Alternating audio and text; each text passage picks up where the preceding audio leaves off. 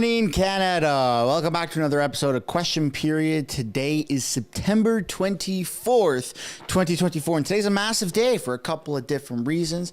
You got Justin Trudeau, who's in New York, who just appeared on the Stephen Colbert Late Show. If you haven't seen it yet, or you're looking for the full interview, I do have it with ample amount of commentary on the main channel, Mr. Sunshine. I highly recommend you guys head over and check that out.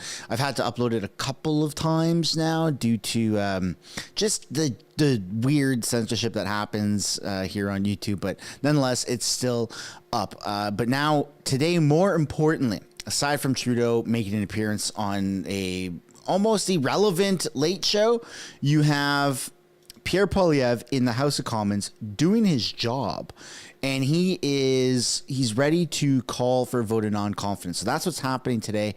Everyone is anticipating a election coming up. So it's going to be a wild day in the House. Obviously, Justin Trudeau is not going to be there because he's, as I said, in New York.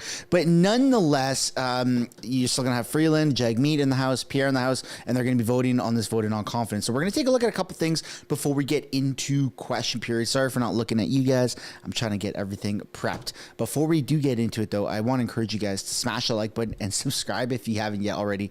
It does really help grow the channel and help push the streams out. Yesterday, we had a super interactive stream. People had an amazing time. The community was awesome in the chat. We had thousands of people come through here on the stream at any given moment, so that was a phenomenal time. I had a great time. I hope you guys did too. So today's going to be even crazier. So buckle up, subscribe if you're not already, and let's get into what Justin Trudeau just said to reporters in New York. There's a few minutes here before we get into question period. So of course we're going to be taking a look at the speech that Pierre gave just like 40 minutes ago, and Trudeau's interview here with CTV. President Biden in his address reflected on his decision this summer to take his name off the Democrats' ticket, telling leaders some things are more important than power and telling them to think about the people you serve. What is your takeaway when you're facing a non-confidence vote at home and the NDP pulled from the supply and confidence agreement? Well, listen, obviously the Conservatives are very much thinking about power right now. I'm thinking about how we can best help Canadians. I'm thinking about how to put the best balance sheet in the G7 in service of Canadians, to invest in Canadians. Confident countries invest in their citizens. Right now, Pierre Poilievre is offering cuts. He's telling Canadians that the best way to get through these difficult times is to cut services and programs that Canadians rely on, to cut investments in technologies of the future, cut investments in jobs. Confident countries invest in themselves. And what we're seeing is countries around the world are investing in Canada. Companies around the world are investing in Canada in record numbers because they have confidence in Canadians.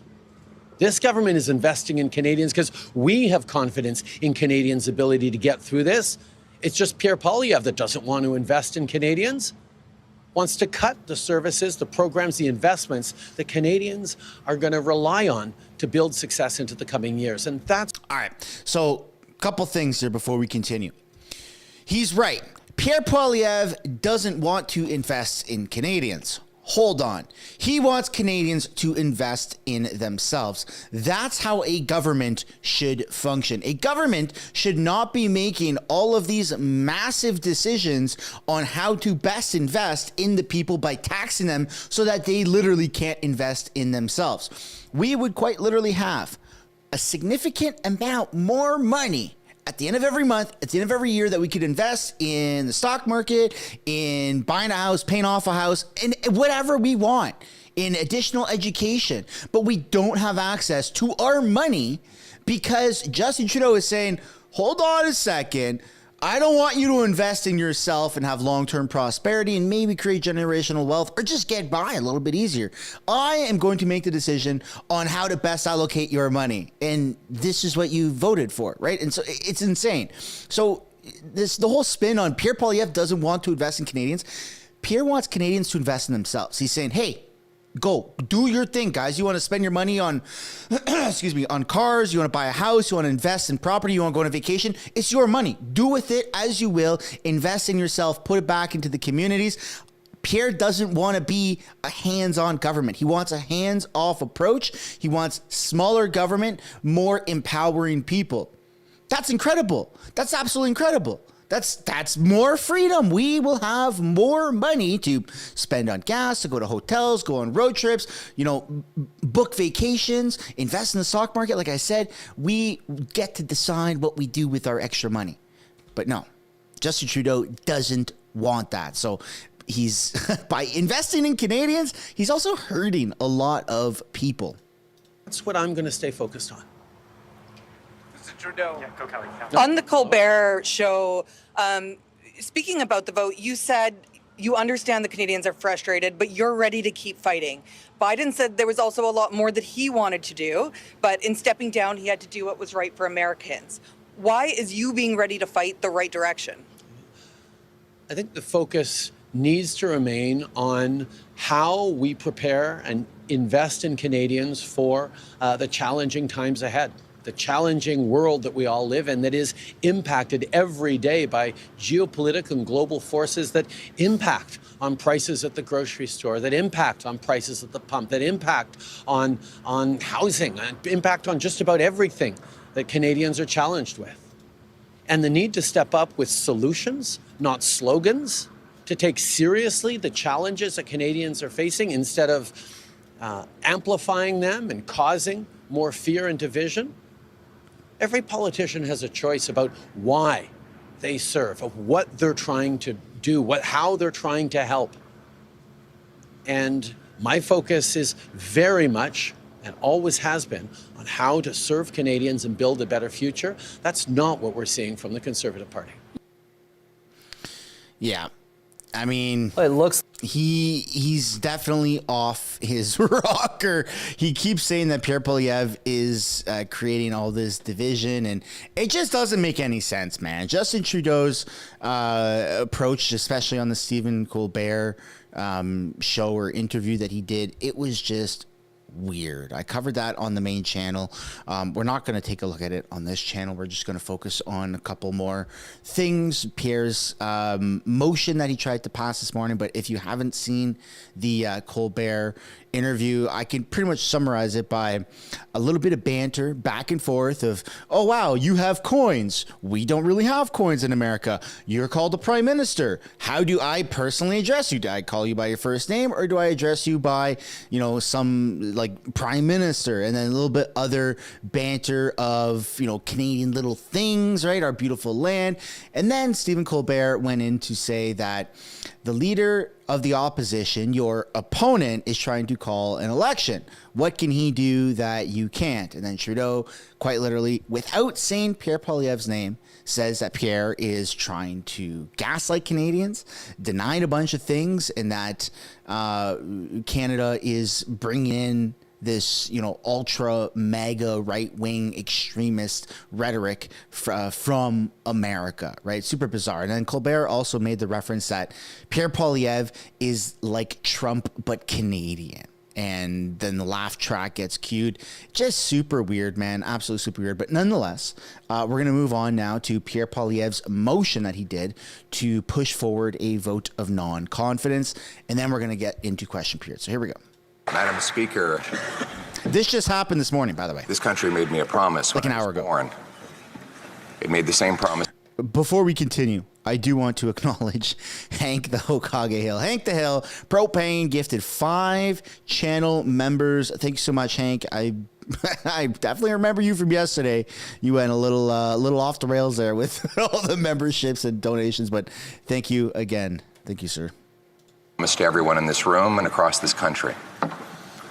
I was born to a 16-year-old single mom who put me up for adoption to 2 school teachers, and they taught me about this promise. The promise was that anyone from anywhere could do anything, that hard work would earn a powerful paycheck. They would buy you good food and a decent home in a safe neighborhood. It's that promise that brought my wife's family here as refugees from Venezuela. 6 people in a 2-bedroom basement working class Montreal apartment. Her dad up at the crack of dawn to hop on the back of a pickup truck and go out into the middle of a farm field and pick fruit so that he could pay the rent. Today, her brothers are a soldier, a carpenter, her sister is a nurse. Her father has a business with his wife, and they have all succeeded. The promise was kept. It was that promise that got me into politics in the first place, and I was very proud to be part of a government that not only kept the promise, but expanded it. With the lowest inflation in almost half a century, incomes after tax and inflation that went up 10%. We cut the GST, we balanced the budget. We did it all while increasing health care transfers faster than any government since that transfer.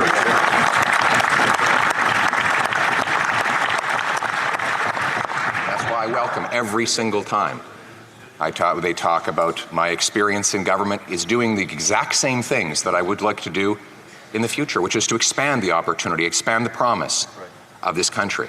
But that promise, after 9 years of the NDP Liberal Prime Minister, is broken.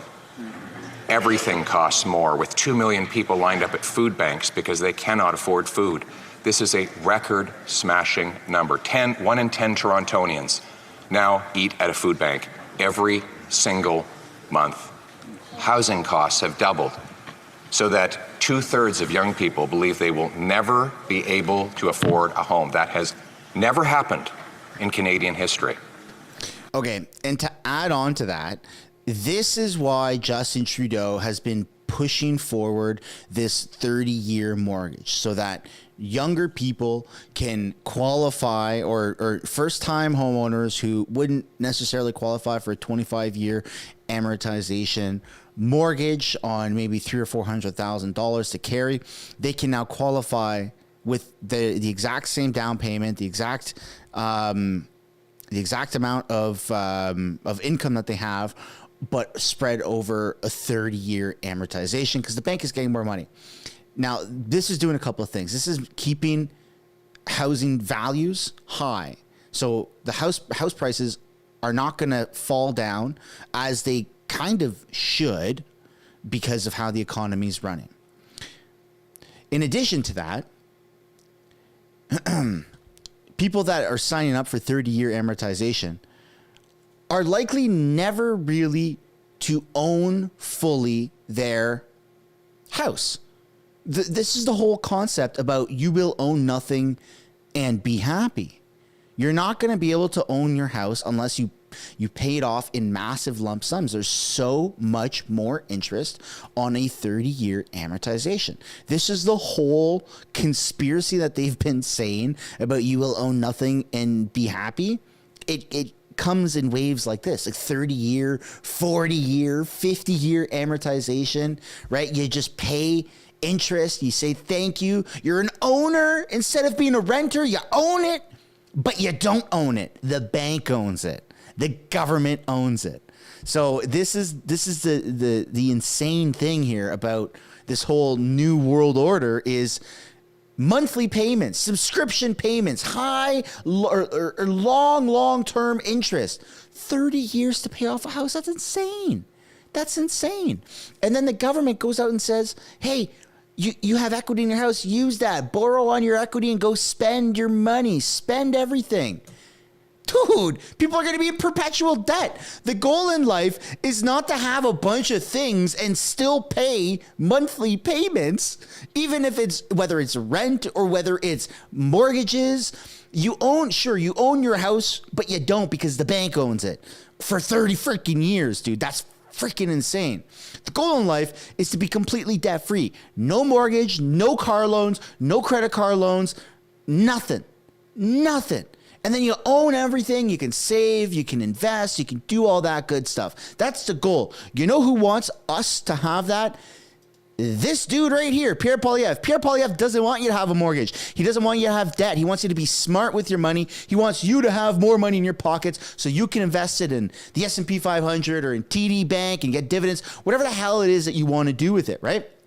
Justin Trudeau doesn't want you to do that. Trudeau wants you to have a house over 30 years, a car over 20-year loan, right? He wants you to be in debt, Debt, debt, debt, debt, debt. Oh my goodness. And we see it most tragically in our streets, where there are now 1,800 homeless encampments across Canada, across Ontario, 35 in Halifax, quaint, beautiful, once prosperous. Halifax has 35 homeless encampments. The Prime Minister admits in his own press releases 1 in 4 kids are not getting enough food. Malnutrition and diseases linked to it that had long ago been eradicated are making comebacks. We've lost 47,000 people to drug overdoses, more than we lost in the Second World War. These numbers are stories. They are human lives. When the NDP says, all these people can just wait, we don't need to fix these problems now, we could just delay another year and let thousands more die, thousands more lose their homes and move into dangerous tent encampments.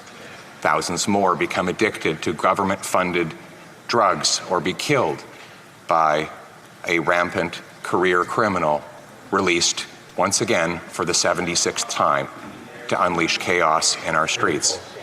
They say wait to those Canadians who are suffering the pain of a brutal economy, the worst economy since the Great Depression.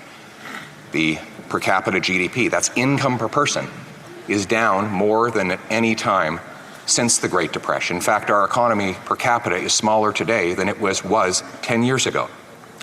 Our income per person has dropped more than any other G7 country since 2019, the year before the pandemic, while the American economy has grown 19%, right next door.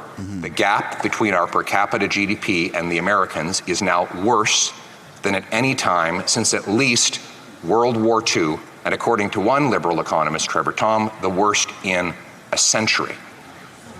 We've gone from winning the war of capitalism with the Americans, the tug of war, where they were investing 30 to 100 billion more per year in our economy than we were investing in theirs in the first 14 years of this century, to in the last 9 years, 450 billion more Canadian money invested in the States than the reverse. Wow. Canadian dollars building pipelines, mines, business centers, shopping centers, and businesses that pay American paychecks. I love America, but I don't want to bring jobs to Americans. I want to bring home those jobs and the Canadian promise to this country. Yeah, man. Think about it. Think about it. Not too long ago, the Canadian dollar was worth more than the American dollar. You know, I'm not talking like 5 years ago, but not too long ago. That's absolutely insane that we have just dropped so freaking far off the rails. Like we need new management. I'm ashamed of our leader. I'm absolutely ashamed. And one of the biggest talking points that I really emphasized on in the Colbert Report was when Justin Trudeau said, the best part about Canada is, yes, the land is nice, but the people are what make it nice. And I went on this crazy tangent. You can go over to the main channel, Mr. Sunshine, and check it out if it hasn't been taken down for the second or third time today. But nonetheless, I'll kind of give the Coles notes right here of what I had said. The people right now is what makes Canada beautiful. The mountains, sure. The ocean, sure. Yeah, the vast land, yes, that is absolutely a beautiful part. Fortunately, a lot of us don't have the luxury of going to see it, going to experience all these beautiful different parts of our vast Canadian land because we can't friggin' afford it. But the people is what makes Canada great right now. The people is what makes this country whole. Through an attempt at the most controversial divisiveness that we have ever seen in the history of Canada, Justin Trudeau, a few years ago in the blip, he tried to turn Canadians, pivot Canadians on each other. And in doing so, it worked temporarily.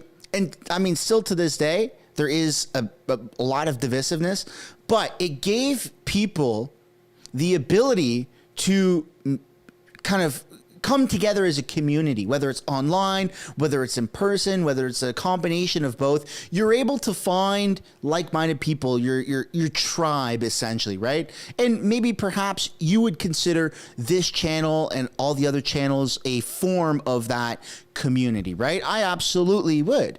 I mean, there is no massive liberal YouTube channel. There's no liberal YouTuber going, Trudeau's great. Wow, Trudeau just destroyed Pierre in the House. That's not happening, right? So you see the conservatism is on the rise here in Canada. You see right of center, center-leaning people coming together and being able to accumulatively say, all right, we don't like Trudeau, and here's a whole bunch of reasons as to why we don't like it. How can we better ourselves? How can we better our communities?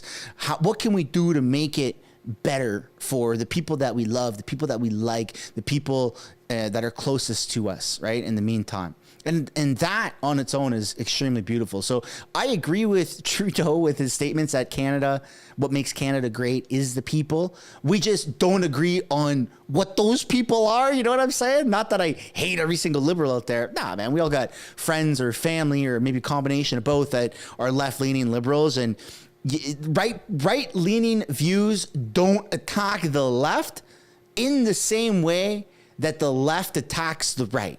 Right? Liberals say, oh my God, Trump, Trump.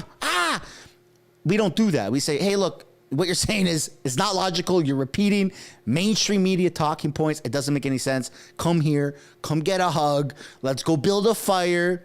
Let's learn how to fish. I'll teach you how to do these things. Let's live off grid. I'll teach you how to tie up your boots, and I'll teach you about the world, right? And that's the beautiful thing about what's happened. The people have come together. So yes, thank you so much, all of you, everyone who's participated, everyone who's part of the community, sitting on the fence, because Canada is made up of incredible people, and that's what does make this country great. We're going to be getting into question period in a moment. I do want to read a couple super chats here. Hank the Hill again with, on top of the memberships, where was it? $2 super chat. That makes 20 new members. Thank you so much, Hank the Hill, for gifting 20 new members. Really appreciate that. Fever Dream with the $2 super chat. My rent for 500 square foot apartment is $2,000. This is bad. No friggin' doubt, man. No friggin' doubt. That's absolutely insane. Thank you so much for that. And then you have Mark with, here, I'll put this on while I talk. How about that? More treatment, more mental. You have Mark with the $5 super chat. Thank you for all the hard work to bring us the real news. I appreciate that, Mark. Thanks for the $5. And then you have Yarvin. Ah, shit. I remember you from yesterday. Yarvin Darkel. Yarvin Darkel with the $100 super chat. Same as yesterday, dude. That's crazy. Thank you so much. That's a lot of money, man. I really appreciate that. All in caps. Keep up the good work. And yes, yesterday you did say the name right. Thank you. That's phenomenal. I really appreciate that. Joey Crawford. Let's see here. $5 super chat. What's going on, brother? Much love from Niagara Falls. I watch your videos and I don't even watch the news. I watch your news. All respect. I appreciate that. I feel like more and more people are flocking to alternative media, whether it's videos on X, whether it's YouTube videos. There's a bunch of different flavors to pick from, right? There's a lot of different channels that all have kind of crossover. We must remember crossover aspects and courage of our indigenous peoples. Truth needs to come forward before reconciliation. Let us continue the path toward reconciliations and moving towards healing. Thank you, Mr. Speaker. The honourable member from Foothills. It is an honour today to recognize Captain William H. Wilson. OTC Method with the $5 super chat. Pierre on Solana supporting Poilievre through crypto. Oh, that's pretty sweet. I actually love Solana. That's my favorite crypto. I'm not gonna lie.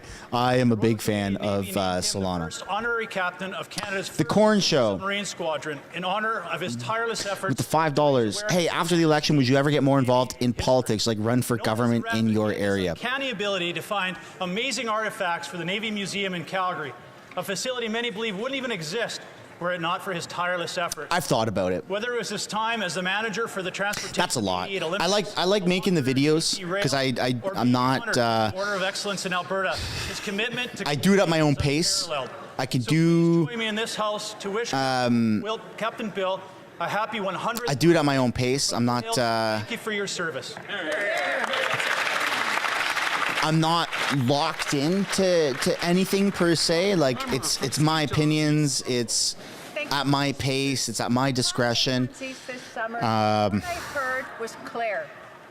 We need to protect Running for politics, I don't know, man. I see a lot of people are doing that now. You got a lot of 10,000 Newfoundland and Labradorians went to the guy from True North there, for the first Andrew time Lawton. He's running. I don't know if that's my thing. I'm not sure.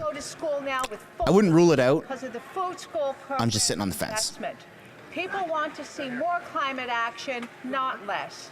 And healthcare remains a top priority, which is why we've made significant investments. I heard from St. John's East that Chris Van Bommel with the $5 super chat. I appreciate that, man. Thanks. Between you and Northern Perspective, we are staying well informed. Yeah, no doubt. They've got quite the breakdowns, eh? For Abitibi, Bay James, Nunavik, EU. Mr. Speaker, I would like to highlight Stéphane Grenier's 20 years of dedicated involvement Cool Moe with with the $5. and also to highlight his unwavering commitment to the least well-off investment. How can the NDP bloc support if there's clear corruption now with SDTC? Whistleblowers is Canadian hero. Many MPs implicated. How can they vote corruption? Stéphane has shown that it is possible. I mean, there's a to make real massive. difference. He has been listening to support. There's a massive issue with this, right? With the corruption that's running rampant through the different parties. On the ground. There's still 11 traitors somewhere in Parliament. Like, that's kind of crazy. That's kind of crazy. The fact that we don't know who they are. We can speculate, but we don't know. Projects have been launched in Val d'Or, including the Chateau. Natural born prepper. People, prepping communities love helping people, love the channel. Thanks, I appreciate that. Solidarity. Thank you for everything you've done. The honourable member from Avalon. That's actually something I'm getting a little bit more into. I used to live in a van. Today I rise to Off grid, you know, had solar power, had the whole shebang. It was pretty awesome. It was pretty awesome. Hosted by the town of Bay Roberts. Mr. Speaker, thousands of young athletes aged 13 to 15 from across the... And I'm thinking about doing a homestead with my family. Athleticism, teamwork and skill. It was an honour to witness such a remarkable celebration of sport and community. A special thank you to the Bay Roberts Mayor. That was also your first super chat on a stream, according to YouTube, so thank you, I appreciate that. And Neil Kearley, co-chairs of Newfoundland Labrador Summer Games, who have been part of this since the initiative in 2018. A sincere thank you to each coach, parent, family member, volunteer, spectator, driver and sponsor for your support. It wouldn't have happened without you. Today these young people are our athletes. Tomorrow they are our leaders. Mr. Speaker, I invite all members to join me in applauding everyone involved with the 2024 Newfoundland Labrador Summer Games. Thank you. The honourable member from Battleford's Lloydminster. Mr. Speaker, after 9 years of this Prime Minister, life has never been more expensive for Canadians. The Prime Minister has doubled the debt, doubled housing costs, caused the worst inflation in 40 years, sent 2 million people to the food bank, and unleashed crime and chaos in our community. This part is boring, yeah. NDP coalition partners have been there to support them at every turn of the way. The NDP leader claimed that he ripped up their coalition agreement in a desperate attempt to distance himself from their disastrous record. But now, with a motion of confidence on the table, the NDP leader is putting himself and his pension ahead of Canadians. Canadians are desperate for change. It's time for the Bloc and the NDP to stop protecting this costly Prime Minister. We need a carbon tax election now so that Canadians can vote to axe the tax, homes, fix the budget, and stop the crime.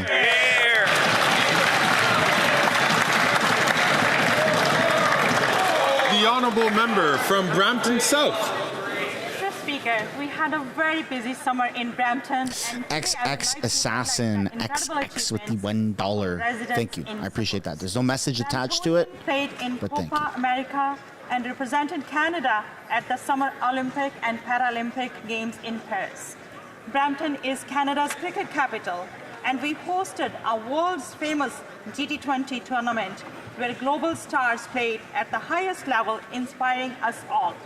While a record-breaking ice hockey game organized by the City of Brampton raised over $1 million for our local hospital, all-age field hockey and kabaddi tournaments continue to grow in popularity.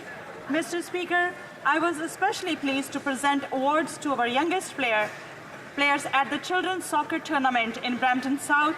Sports are key to good health and well-being. Let's continue to celebrate our athletes and promote active living in Brampton and across Canada. Thank you, Mr. Speaker. The honourable member from Winnipeg South Centre. Mr. Speaker, over the summer I had the privilege of engaging with the vibrant 55-plus older adults community across my riding of Winnipeg South Centre. From visits to the Parkway, Riverbend Plaza, Fred Tipping Place, Riverwood Square, Villa Cabrini, and the Thorvaldson Care Centre, I witnessed firsthand the contributions of older adults to our community. One highlight was meeting the Residences Council at Riverbend Plaza, where we discussed the Safe Long-Term Care Act, a national strategy on aging, and the importance of aging close to home. We also celebrated the 65th anniversary of the Thorvaldson Care Centre, Manitoba's only intermediate care facility where 3 generations of the Thorvaldson family have provided compassionate care to older adults.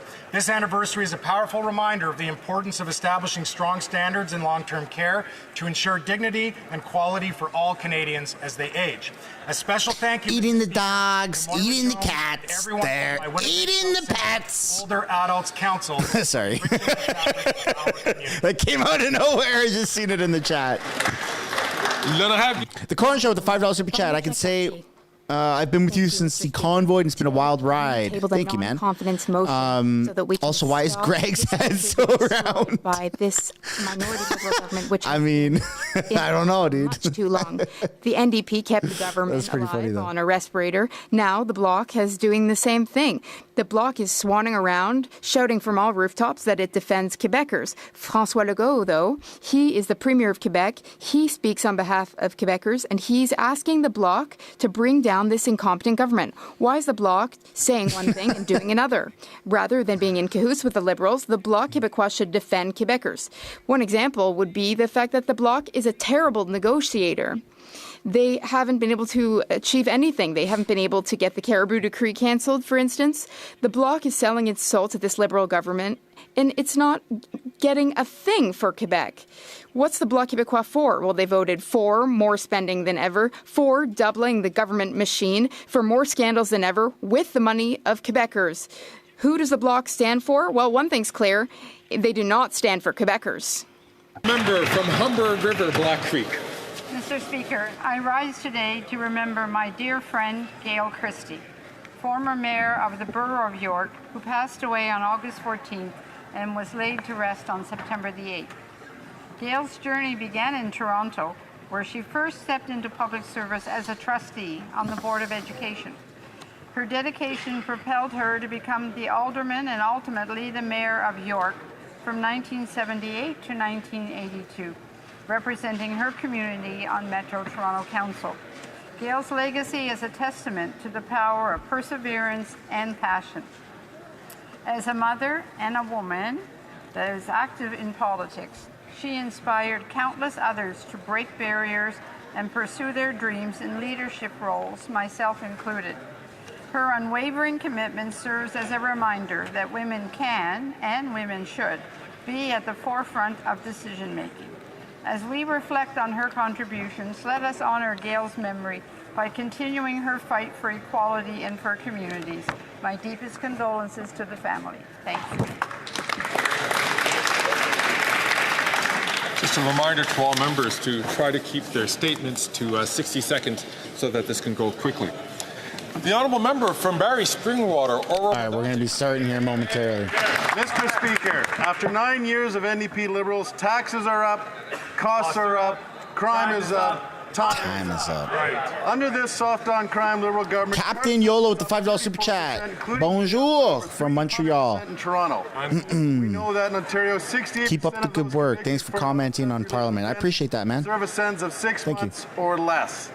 Just recently, we learned that Ontario's carjacking task force made 124 arrests between September 2023 and March 2024. Shockingly, nearly half of the people arrested by this task force were out on bail at the time of their arrest, and 61% of those offenders were subsequently released on bail yet again. This crime wave is a direct result of this government's soft-on-crime, catch-release policies, which repealed mandatory minimum sentences and made bail more accessible to criminals. Tomorrow, on behalf of all Canadians, there's a chance to bring down this costly government and stop the crime. Will the NDP Liberal government let Canadians decide in a carbon tax election? The honourable member from Mission, Mascree, Fraser Canyon.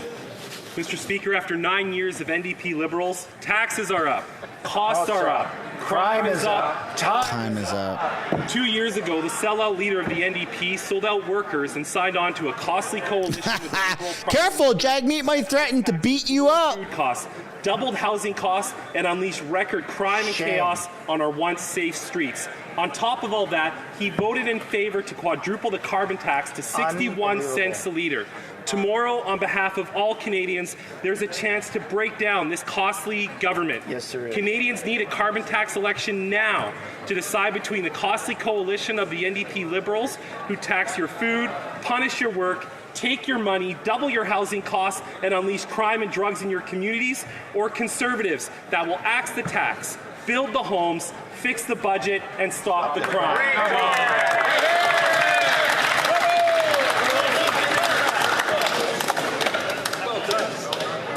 The honourable member from Sherbrooke. L'honorable député de Sherbrooke. The honourable member for Sherbrooke. Last week marked the 6th annual Military Families Appreciation Day. This year, the day was especially meaningful for me and for my family. My husband, who was an honorary colonel in the Sherbrooke Hussars, my husband and I, we're very proud of our son, who's currently on mission in Latvia. Like many Canadian soldiers, he is taking part in Operation Reassurance, which aims to contribute to NATO's deterrence and defense measures in Central and Eastern Europe. Today, my thoughts are with all families like ours, families which are making the sacrifice of sharing one of their loved ones so that Canada can fulfill its role as peacekeeper around the world.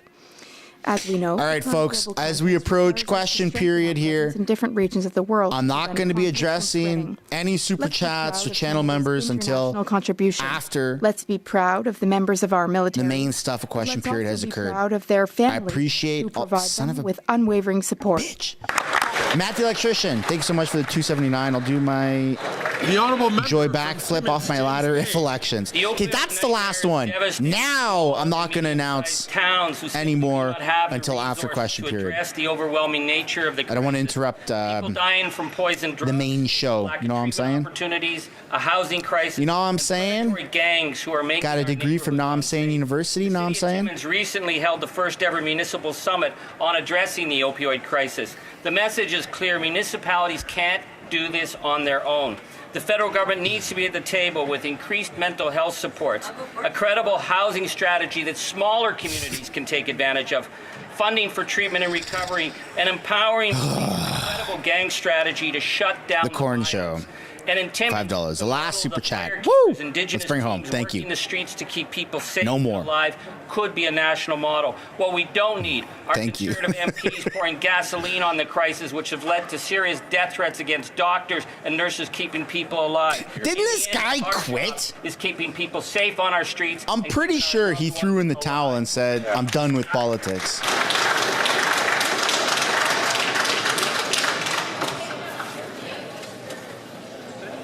We're about to begin. The honourable member for Avignon-Lamitus, Matane-Matapédia. On August 8th, a great woman made the people of Saint-Luce-sur-Mer and all Quebecers proud. Maude Charon won the silver medal in the 59-kilogram class at the Paris Olympic Games after lifting a total of 236 kilograms. The weightlifter from Lamitis was surrounded by her family as she achieved this second major feat. Her first was winning the gold medal at the Tokyo Games in 2021. thus becoming the second Canadian weightlifter ever to take gold. Her achievements and journey inspired the entire Eastern Quebec region, which came together to watch her event. She certainly won the hearts of Quebecers in our regions when she took a sip of Quebec maple syrup right before her event. Some people inspire us every day with their resilience and their courage. Maude Charon is one of them. Maude, congratulations. Nikki with the $6.99 wants to know why I cut the stream off at the end. Did you see something in the visitor section? Yeah. I did not see the honourable member from Regina, Wascana. Mr. Speaker, after 9 years of these NDP Liberals, taxes are up, costs are up, crime is up, and time is up. Nearly every day, Canadians are waking up to the news of a new conflict of interest scandal involving carbon tax Carney. Just days after he became the special advisor to the Prime Minister, his first piece of advice was for the Prime Minister to give him $10 billion in taxpayers' money to be used in a new investment fund. Next, it was $2 billion in taxpayers' loans to his friends at Telesat for work that other companies could have done at half the cost. And as if that weren't enough, he is also advocating for mortgage rule changes that will directly benefit his mortgage insurer. Fortunately, tomorrow there will be a vote of non-confidence in this NDP Liberal coalition so that Canadians can have a carbon tax election. Canadians should be the ones who decide between 4 more years of corruption and carbon taxes or a new Conservative government to clean up. All right, folks, smash the like button and subscribe if you haven't yet already. We're about to begin. The honourable member from Mississauga, Aaron Mills. Mr. Speaker, I rise today to talk about... Come on, man. The coffee's kicking in hard. Let's go. The concern of auto theft and its impact on the lives of my constituents. And that is why our Liberal government is working across jurisdictions to enact real solutions to crack down on auto theft and make our communities safer. Our National Auto Theft Summit in February led to a national action plan. Enhanced detection at major ports. And I got so much built up energy from all this coffee. If I don't use it, I might poop myself. You know what I'm saying? That might be TMI. By 17% in the first 6 Probably was. I thought about saying it. I rehearsed it in my head, and then I still said it. And I want to particularly highlight. Is that an intrusive thought? And Peel Regional Police officers for their incredible efforts to arrest criminals and recover stolen vehicles through Project Odyssey and more initiatives. Mr. Speaker, this is what real action looks like. Thank you. Oral questions. Questions on. Honourable Leader of the Opposition to the next Prime Minister of Canada, Pierre Poilievre. Tomorrow, the Bloc will have to vote on a motion to decide, yes or no, if they're going to keep the most centralizing and costly government in power in the history of Canada. What's bad is for Quebec are costs that have doubled in terms of housing and the doubling of the national debt. The Quebec Premier says that the Quebec nation doesn't want to show its confidence in this government.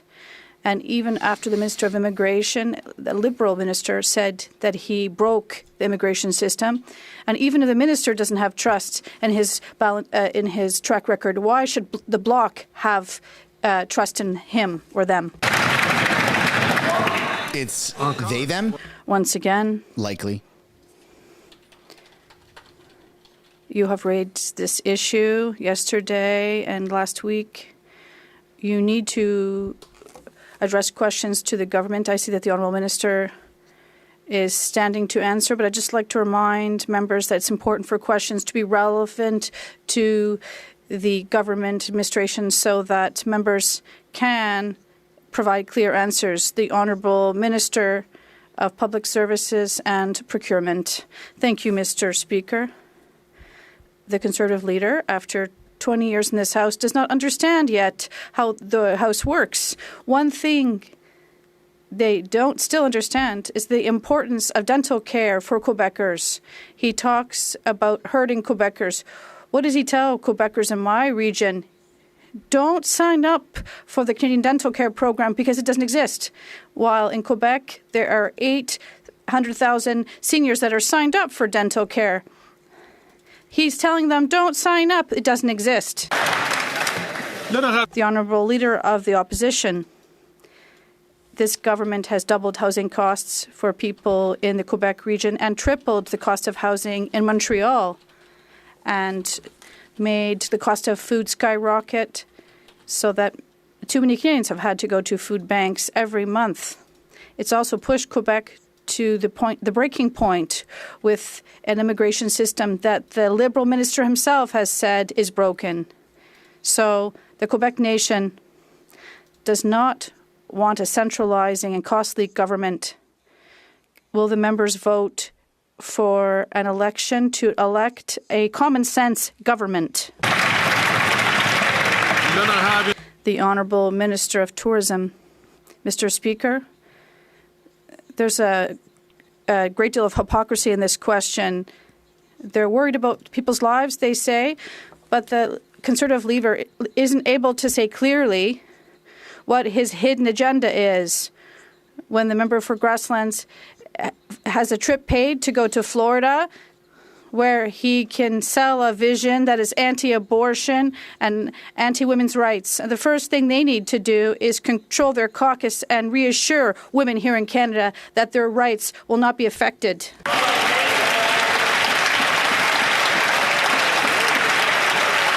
The Honourable Leader of the Opposition. 9 years of the NDP Liberals. Costs are up, taxes up, crime's up. Time's up. This government has doubled the cost of housing, doubled the debt, forced 2 million people to the food bank, raised taxes, and now they want a 61 cent a litre carbon tax that will grind our economy to a halt. The good news is, in a carbon tax election, Canadians can axe the tax, build the homes, fix the budget, and stop the crime. Can we bring it home now? The Honourable Minister of Health. Mr. Speaker, maybe I can speak in a language the Leader of the Opposition will understand. They're going to cut the dental.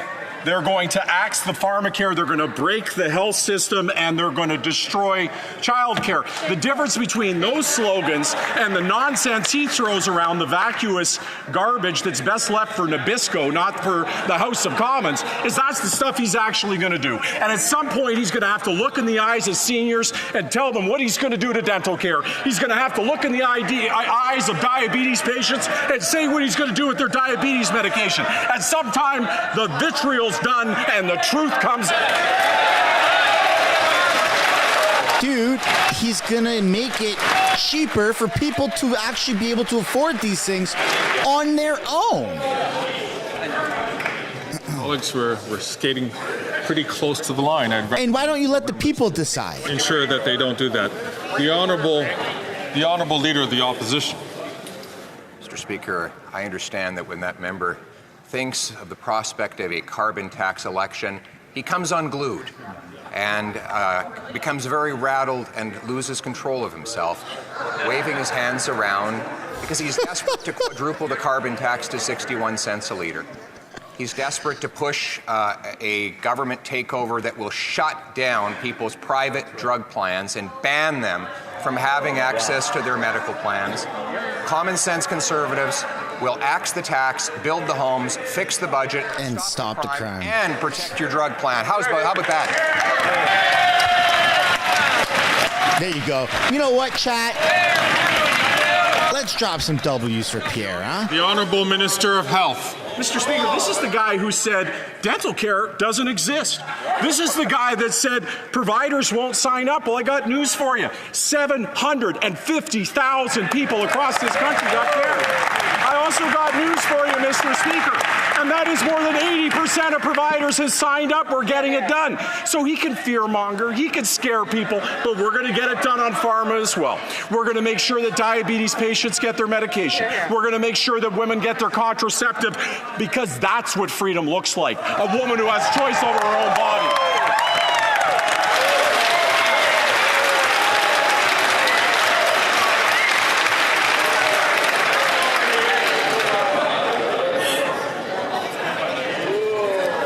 I'd like to remind all ministers, all members, that questions should be asked and answers should be directed through the chair.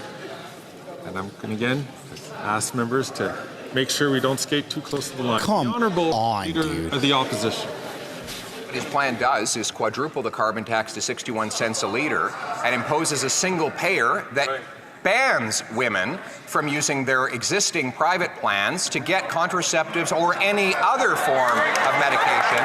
That's what a single payer means. And that is not what freedom looks like, Mr. Speaker. What he actually wants to do is quadruple the carbon tax, which will grind our economy to a halt. It will be a nuclear winter for our economy. Why don't we allow Canadians to vote in a carbon tax election to decide if they're ready to axe the tax, build the homes, fix the budget, and stop the crime? And stop the crime.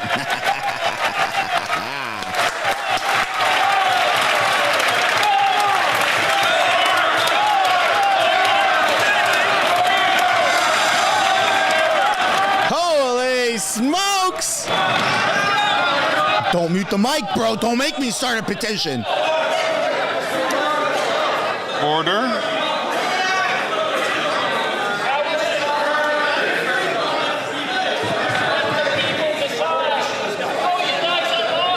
His head really is round. Huh. The Honourable Leader He didn't mute the mic! House of Commons.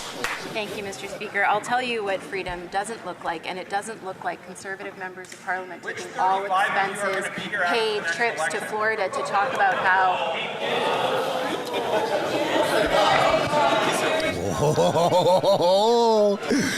The Honourable Member from Leeds, Grenville, Thousand Islands, Vita Lakes, I'd appreciate if he would, when he has his turn, and I know that he'll have his turn to ask questions, would refrain from speaking out of turn.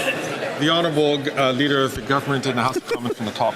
I'll write that strongly worded letter. Speaker, I'll tell you what freedom doesn't look like, and it's Conservative members of Parliament taking all expensive paid trips to talk at anti-abortion conferences and to push forward an anti-abortion vision of Canada. Mr. Speaker, when he talks about women's rights, he neglects to share his hidden agenda that would take away their reproductive rights. Mr. Speaker, when he talks about freedom, he only talks about half of the story. Mr. Speaker, today what we are doing is demonstrating that this House does not have confidence in the leader of the Conservative Party. Wow. You know reverse card, eh?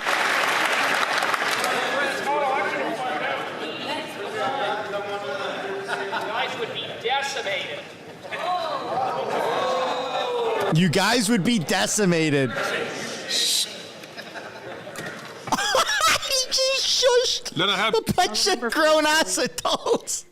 Mr. Speaker, time is running out for the Liberals. It's decision time. They must choose between economic justice for seniors or an election.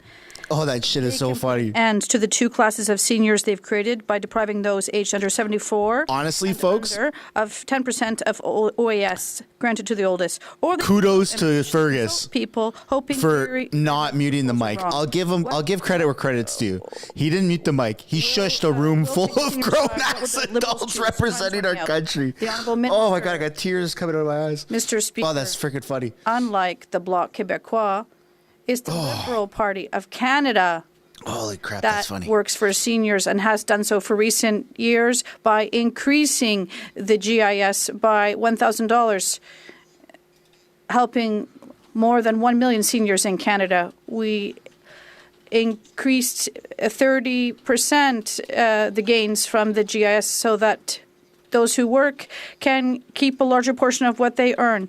The Bloc voted against that, Mr. Speaker. The Honourable Member for La Prairie. Seniors deserve better than partisanship. It's distressing to hear that the Liberals descend into partisanship when we talk to them about the standard of living of retirees. We're talking about seniors who have worked hard for decades to earn a good retirement. They deserve answers. Seniors are listening to us, so we're going to repeat this. Are the Liberals going to improve OAS for people under 74, yes or no? The Honourable Minister of Employment. Mr. Speaker, I'll repeat this once again for my friend and his party. Quebecers seniors in Quebec have the right to wake up this morning and wonder, what's happened to them? They've always voted against seniors. The Bloc has always voted against our plans to enhance the lives, particularly of seniors, of the most vulnerable people in Canada. And recently they voted against the dental care plan for Quebec seniors. Shame on them, Mr. Speaker. The honourable member from Burnaby South. The Liberals are too weak to stand up to Doug Ford, so some patients are leaving surgeries with thousands of dollars of bills. The Liberals are too weak to stand up to Daniel Smith.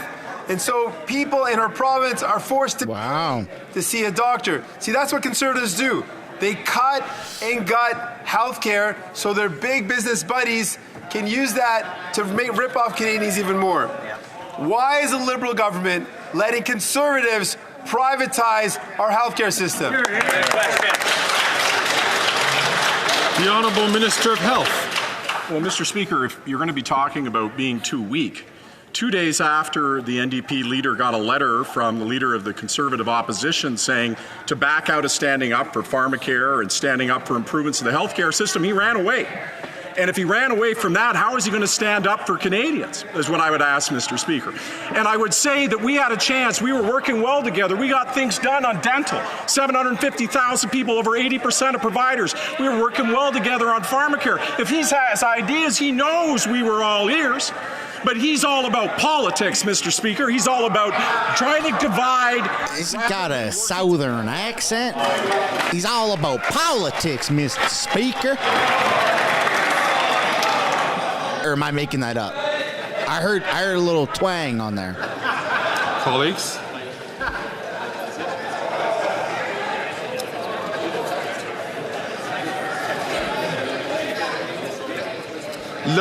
The Honourable Member for Burnaby South. Conservative premiers privatize our healthcare system and have done nothing about it. The last Conservative government slashed healthcare funding by $43.5 billion. This represents more than 60,000 nurses every year. But now the Conservative premiers like François Legault are privatizing our healthcare system, and the Liberals are doing nothing about it. Why are the Liberals doing nothing to protect people and Canadian healthcare legislation? The Honourable Minister of Health. I get frustrated because there is an existential crisis facing our health system, and it is represented in the person of the Conservative leader, whose cuts and approach to health care to destroy pharmacare, to attack dental care, to undermine the deals that we've signed with provinces and territories, greatly menace this thing that we treasure, public health.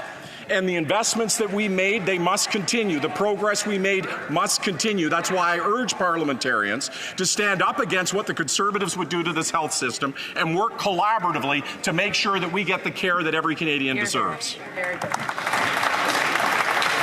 The Honourable Member from Thornhill. After 9 years of this Liberal NDP government, we know that they are just not worth the cost, and the evidence is everywhere you look. In Ontario, for the first time ever, over 1 million people visited a food bank in just 1 year. That's thanks to the radical Liberal NDP carbon tax. Ontario families say they just can't keep up with the mountain of debt and the taxes that this Prime Minister has poured all over them. So why won't this government call a carbon tax election and let Canadians decide?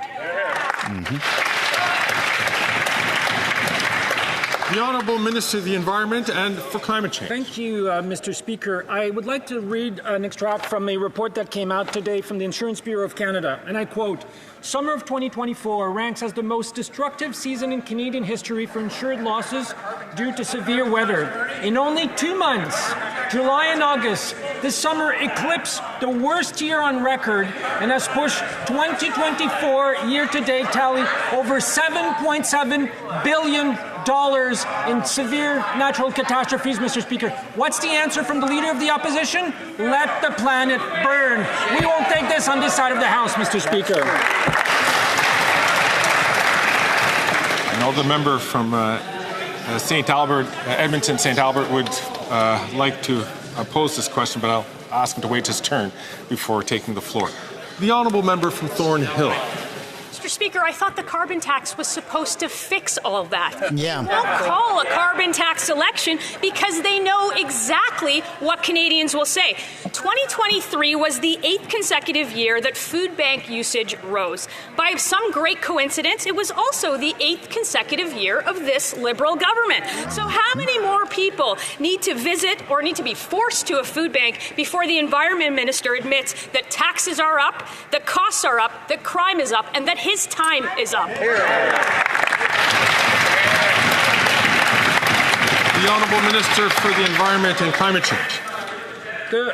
The reality, Mr. Speaker, is that the Conservative Party and its leader are not there to protect Canadians. They're there to protect the interest of their friends, like oil executives who attended a special event for the leader of the opposition. I can assure you, Mr. Speaker, that oil executives don't come to my fundraiser. I can guarantee you that. But what they want to do is take away... You just gave carbon tax Carney $10 billion to play with. People are receiving the Canada carbon rebate. In Thornhill, more than 60,000 people are receiving more money than what they pay in carbon pricing.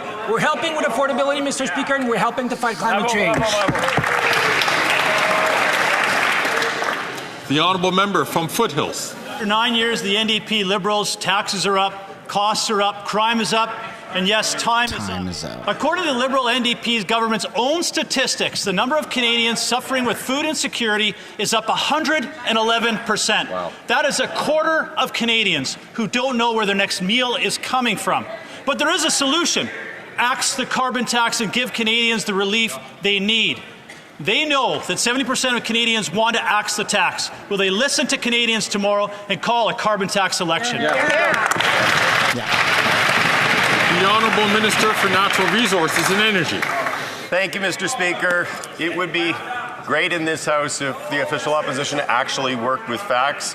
The vast majority of Canadians get more money back. We have a climate plan that is actually working, fighting the existential threat of climate change, but it is also creating economic opportunity and prosperity for the future. We have seen over 100 clean growth projects, $60 billion of investment. It's the $12 billion Dow invested in Fort Saskatchewan, Alberta. It's the Jansen Potash Mine. It's the Soyona Lithium plant in Quebec.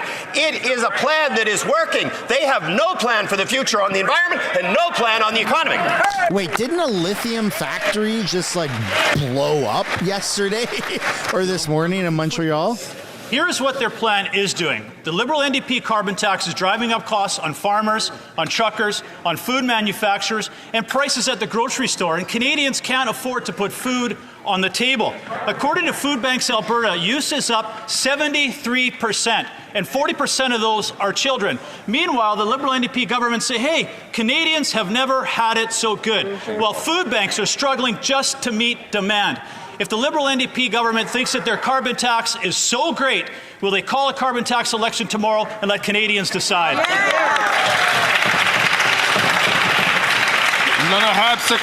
The Honourable Parliamentary Secretary. Yeah, like a massive lithium battery fire at the Port of Montreal. We know that children... How did he not even mention that? Food insecurity during tough times. So we've set up a school food program that will allow us to port. feed. Yeah, but how do I know about that?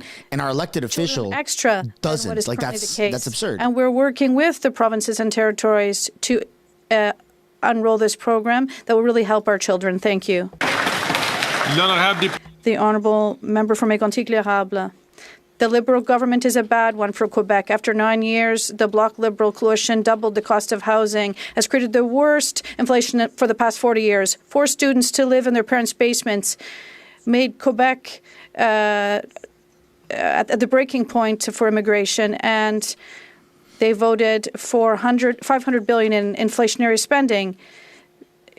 Can the Prime Minister and his Quebec lieutenant allow Quebecers to choose a common-sense government during an election?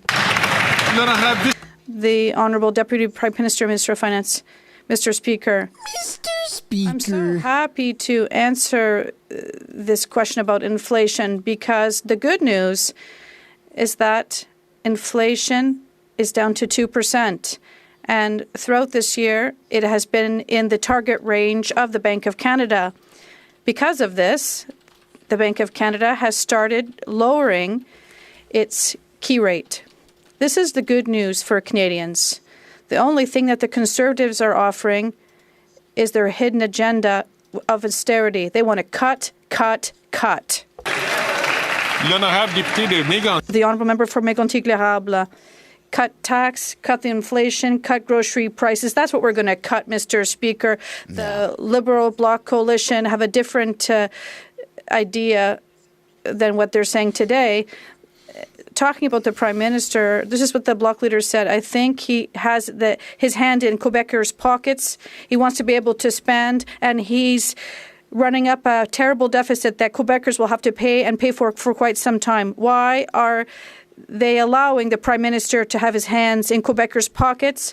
Can they allow Quebecers to choose their own government, common sense government? The Honourable Minister.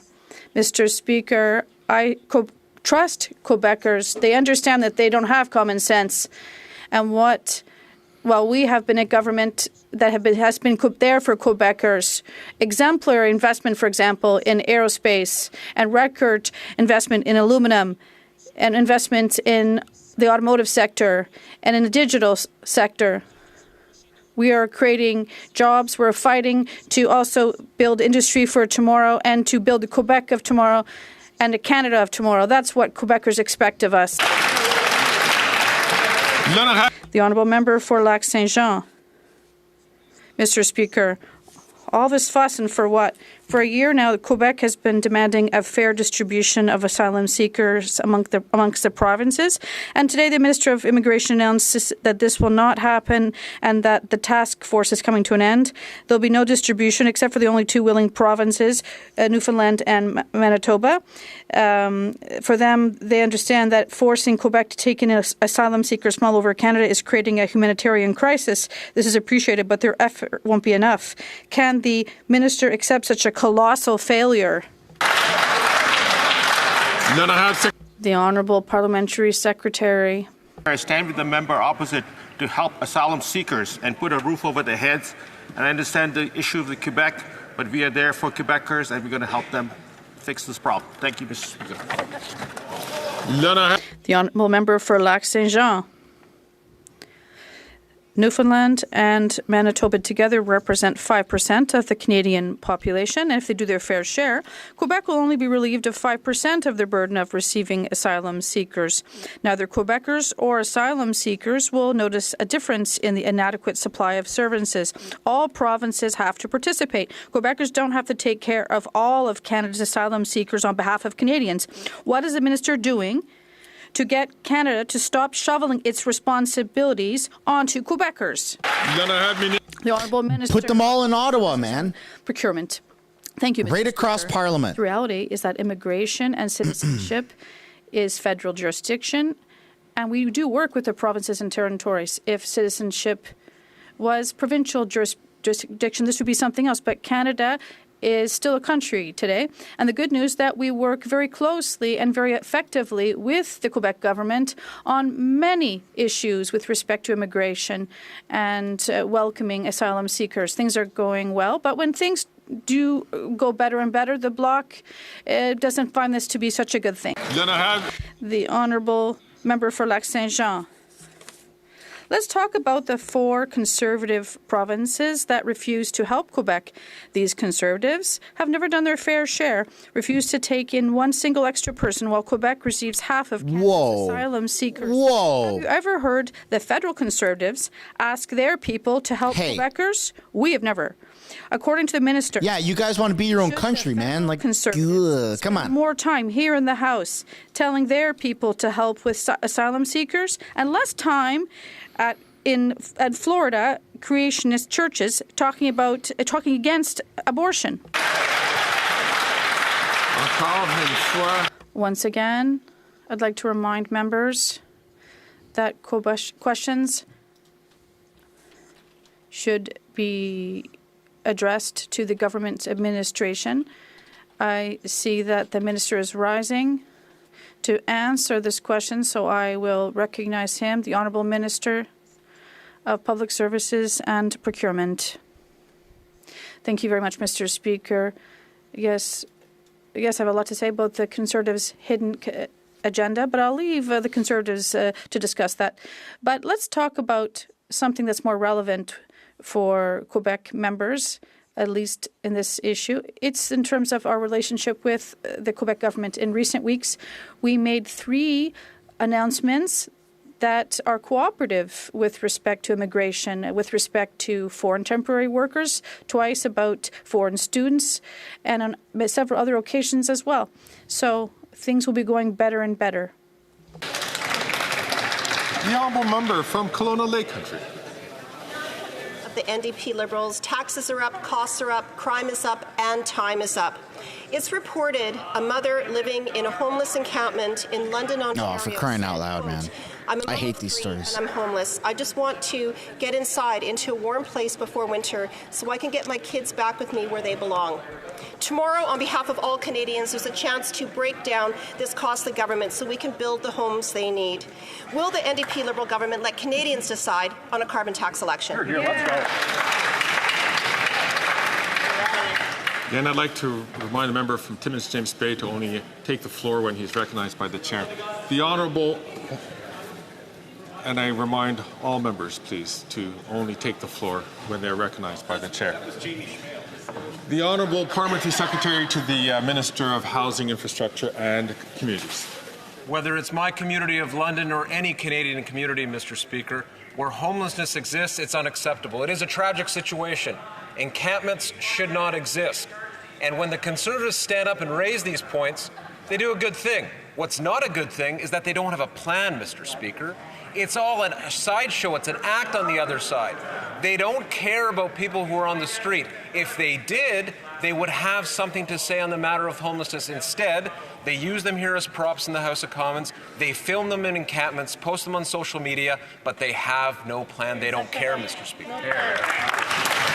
The honourable member from Kelowna Lake Country. Well, Mr. Speaker, after 9 years of this NDP Liberal government, homelessness is up and tent encampments are up. And in fact, homelessness is up 38% in Canada. There are now 1,400 tent encampments in just Ontario alone. Liberal photo ops won't build the 5.8 million homes that are needed to restore housing affordability in Canada. Tomorrow, on behalf of all Canadians, there's a chance to break down this costly government so we can build the homes they need. So will the NDP Liberal government let Canadians decide on a carbon tax election? The Honourable Parliamentary Secretary to the Minister of Housing, Infrastructure and Communities. Mr. Speaker, I work with that member on the House of Commons committee responsible for housing. I know she's sincere when she raises these points, but her party has no plan, Mr. Speaker. In fact, every single member on the opposite side, when they had a chance to vote in favor of measures to confront the challenge of homelessness, the crisis that we see on our streets, said no. They said no to more supports for communities. They said no to more support for not-for-profits. 87,000 people taken off the street as a result of investments we've made. We have more to do, and we will do. More people on the streets as a result of investments you made. Friggin' loony bin. The honourable member from Charleswood, St. James, Assiniboia, Headingley. Yes. Years of these NDP The speaker's liberals, exhausted. Taxes are up, costs are up, crime is up, and yes, now their time is up. The capital gains tax is yet another job-killing tax on small businesses. Now, Liberals will say it only applies to the top 0.13%, but what the finance minister won't say is that it will not apply to the bottom 99.87%. Tomorrow, the NDP and Bloc have a chance to bring down this costly government by voting for our Conservative non-confidence motion. Will they finally let Canadians decide in a carbon tax election? Hear, hear. The Honourable Deputy Prime Minister and Minister of Finance. Mr. Speaker, our government believes in tax fairness for all Canadians.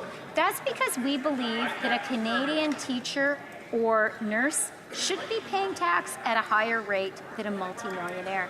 That is because we believe that in Canada, you shouldn't be able to tell the size of someone's paycheck by their smile.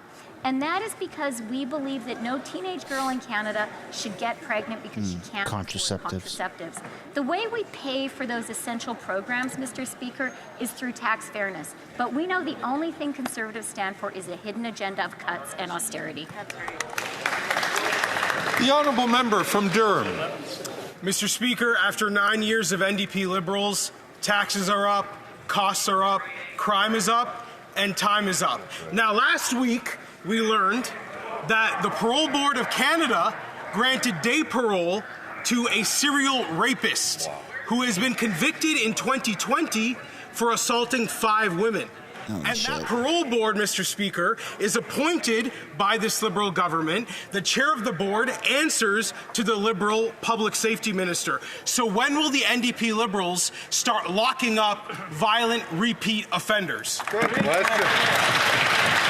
The Honourable Parliamentary Secretary to the Minister of Public Safety. Thank you, Mr. Speaker. The member opposite knows well that the parole board makes independent decisions of government. But, Mr. Speaker, what's sad is that the Conservatives would rather politicize the independence of our judicial system to create fear and fearmonger for their own political gain. Mr. Speaker, they want to undermine our democratic institutions for political gain. All Canadians should be very concerned about the Conservatives and their plans and their cuts in our criminal justice system.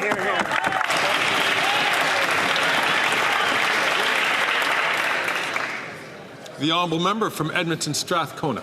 Speaker, in Alberta, Conservative cuts to health care have left hundreds of thousands of Albertans without a family doctor, and it is getting worse. 58% of Alberta doctors are planning on leaving the province in the next 5 years. The Conservative plan to privatize... Hell, man, you got millions of people that want to leave Canada in the next 5 years. Between the care they need or having to pay out of pocket. Albertans are Canadians too, and the Canada Health Act is supposed to protect all Canadians. Why do the Liberals sit back while Daniel Smith cuts health care for Canadians? Hear, hear. The Honourable Minister of Health. Thank you, Mr. Speaker. And I know for the member opposite and for every member of this caucus, the universal public nature of our healthcare system is essential. It is so critical that we make sure that every Canadian everywhere has access to the care that they need based on need, not based on the size of their bank account. And that's why the threat of Conservative cuts, the attacks they want to make on our health system are so menacing. It's why this House must work collaboratively to ensure we get it done. That's why the investment of $200 billion over the next 10 years in our health system is also critically important. Hear, hear. The honourable member from Port Moody, Coquitlam. And I hope that the health minister heeds his words as he looks at taking dental care away from Canadians. The Liberal Minister of Procurement recently threatened Canadians on TV that this government would take away dental care if they don't get their way. It wouldn't be the first time Liberals let Canadians down. Together with Conservatives, they voted no to lowering grocery prices. Wow. They voted no to making big grocers pay what they owe, and they voted no to remove profits from long-term care. We know Conservatives will take away dental care from Canadians while they keep theirs. Why are the Liberals threatening to do the same? Hear, hear. The Honourable Minister of Health. Well, thank you, Mr. Speaker, and the member will well know the only party that I'm aware of threatening dental care in this country is the Conservative Party of Canada, who's made it, who refused to answer a question. And when you refuse to answer a question, I think you fill in the blanks, right? They want to cut it. And first they tried to say it didn't exist. Then they said that nobody would sign up for it. Excuse me. Colleagues.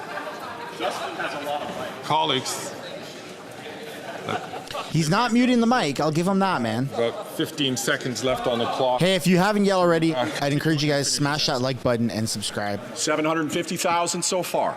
And the path forward is clear. There is 9 million Canadians that need to be served. There are 9 million Canadians who didn't have coverage. There are 9 million people who the Conservatives don't believe deserve dental care. Well, we do, Mr. Speaker, and we are not going to rest or stop until everyone is covered. The honourable member from Vaughan Woodbridge. Mr. Speaker, reports of online child sexual abuse rose by 850% in the past 10 years in Canada. Mr. Speaker, our kids deserve better. As a father of 3 young daughters, I am worried about the dangers that lurk online and the lack of robust online safety laws to ensure the protection of our children, who often are at a vulnerable and impressionable age. Can the Minister of Justice please share how he plans to keep our children safe online? Thank you. I mean, I think a lot of that would be parenting, making sure that you're like monitoring your kids. General. Mr. Speaker, parents across Canada are worried about their children's safety online. But there's already a lot of laws that protect this issue. It's crucial that we implement laws dedicated to keeping our kids safe. That's why I introduced the Online Harms Act. Bill C-63 introduces the first ever safety standards for online platforms. It couples duties to protect kids with significant penalties for platforms that don't comply. Mr. Speaker, we have rigorous safety laws to protect our kids from harm in the physical world. They need to be safe online as well. We're creating a safer online world for our kids. It's really unfortunate that Conservatives cannot get on side with this important legislation. Okay, I have to pause it for a second. I'm sorry, but this is something that I'm having a hard time understanding. Look, I have kids. Of course, I want my kids safe. Of course, I want other people's kids safe, especially online. But we have a lot of rules, a lot of laws that already protect this. This is the part that I'm not understanding. Like, Canada has a shit ton of laws and regulations already. We're adding more. Like, it's not that I want more loopholes for people to break these, these barriers and get away with stuff. Absolutely not. I've got kids, bro. I want to protect my kids. But isn't hidden in that bill C-63 a bunch of censorship stuff that has literally nothing to do with kids, like online hate speech? Like, that's the part I'm not understanding, right? They're guising it as it's protecting the kids, which, yeah, of course, I want to protect my kids. I want other people's kids to be protected. But, dude, it's censorship. Yeah, I see the chat. Sorry for pausing it straight up. I try not to do that in question period, but this is such a controversial bill and controversial topic. I just have to comment on it. I do apologize, but man, it's so deceiving from my understanding. The honourable member for Chicoutimi-Le-Fjord. Mr. Speaker, the minister's order is an affront to Quebec's regions. It's yet another attempt by Ottawa to interfere in Quebec jurisdiction. At least 1,400 jobs are at risk, and entire communities are threatened. We Conservatives understand that the impact will be disastrous. Tomorrow, on behalf of all Canadians and Quebecers, we'll have a chance to put an end to this centralizing government. Will the Bloc Liberal coalition let Quebecers decide in an election? The Honourable Minister of the Environment. No plan for the environment, no plan for air quality, no plan for water quality, no plan for the economy, no plan for health. That's the Conservative platform. That's what they have to offer Quebecers. We've done everything we could to try to find solutions to sometimes complex problems. And working with the Quebec government, we've offered almost $500 million, working together to try to find a solution, not just for forestry workers, but also to protect the caribou, which the Conservatives are incapable of doing. The honourable member for Chicoutimi-Le-Fjord. Mr. Speaker, I'd like to remind the minister that no amount will compensate for job losses, shattered lives, and social crisis. That's what the order will bring us. What the Bloc calls a gain is really just a temporary break until Christmas. The Bloc is no longer a party of the regions. We have to understand that the only possible gain for Quebec is to bring down the Liberals. Will the Bloc Liberal coalition let Quebecers decide in an election? The Honourable Minister of the Environment and Climate Change. I think that all we're going to see tomorrow in this place is that this House has no confidence in the opposition leader because he has no plan to offer Quebecers for its future, for the economy, for the environment, for jobs. Nothing, nothing, nothing. Then I have the honourable member for Charlesbourg, Haute-Saint-Charles. Mr. Speaker, tomorrow, on behalf of Canadians, we'll have a chance to put an end to the most costly and centralizing government in our country's history. A government that's doing Quebec a huge disservice, as the Premier of Quebec said just last week. But the Bloc Liberal coalition is propping up a government that will kill at least 1,400 jobs in the Saguenay and North Shore. It's a disaster just waiting to happen. Why not call an election and let forestry workers decide their own future? Yeah. Minister of the Environment and Climate Change. People in suits and ties making rules and regulations for my colleague that there have been forestry workers that 15 in Canada where the question of the environment no qualifications for doing so. The debate and discussion among Canadians, and we won all 3 elections. Maybe they're not happy about that, Mr. Speaker, but what we're going to see tomorrow in this place is that the House does not have confidence in the Conservative Party or the opposition leader, because all they want to do is protect their friends and not the public, whether it's the economy, the environment, or jobs. They have nothing to offer.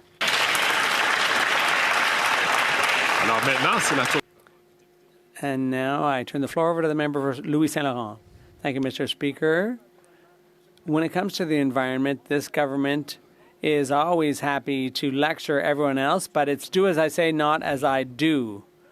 The government has polluted with all his jet setting, and this government has never been able to meet their own targets. There's a reason the UN ranks Canada 62nd out of 67 countries when it comes to their environmental record, and the Bloc keeps propping them up.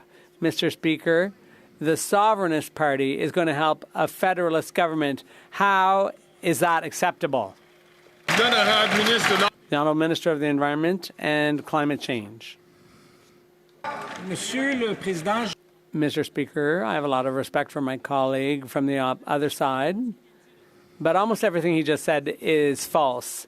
Greenhouse gases are at their lowest level in 25 years, Mr. Speaker. This is the first time in our country's history that emissions have gone down when the economy's going gangbusters. The last time emissions were this low, Mr. Speaker, O.J. Simpson was in court. So they have nothing to offer on climate change, nothing to do about inflation, when that cost Canadians $7 billion this summer. Oh, my goodness. Look at the little fake enthusiasm that they have. The Honourable Member for Drummond. Guess whose emails and documents the Liberals are trying to hide from Quebecers? Amira El-Gawabi's. Yep, her again. The Information Commissioner had to issue an order to force the department she reports to respond to an access to information request for 3,000 pages of emails and documents. She's not a minister. She doesn't have access to any confidential strategic information. So what does she have to hide? Why are the Liberals so afraid to release her emails and documents to the public? The Honourable Minister of Public Services and Procurement. Thank you, Mr. Speaker. All government organizations and departments, all Crown corporations, all officers of Parliament have the same responsibility to comply with the Access to Information Act, and we will ensure that this is the case here too. The Honourable Member for Drummond.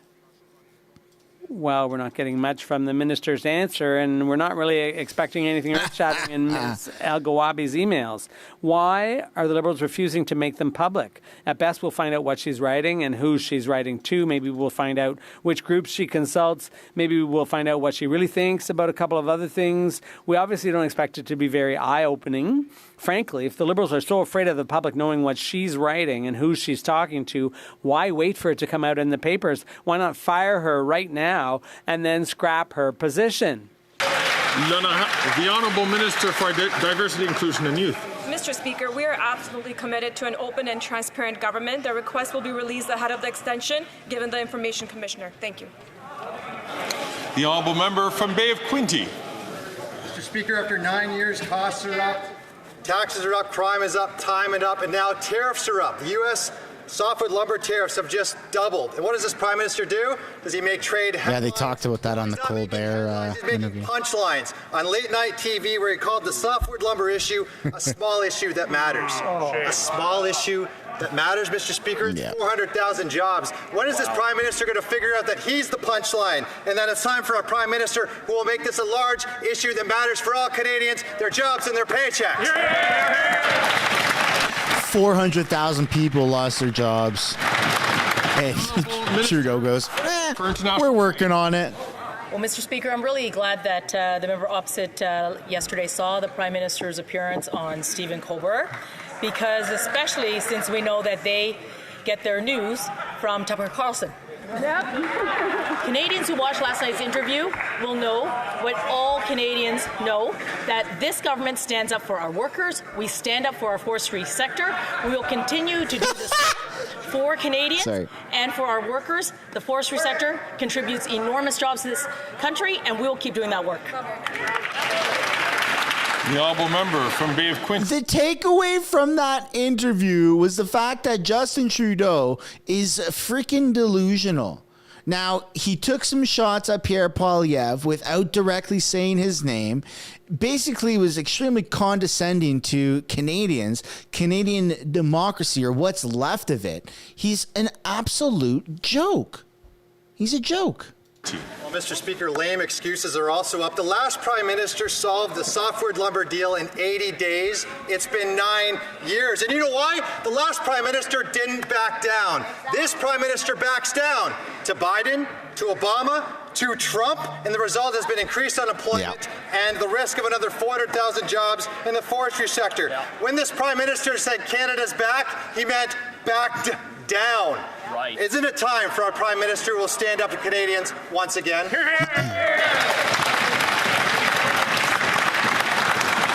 Honourable Minister for International Trade and Export Development.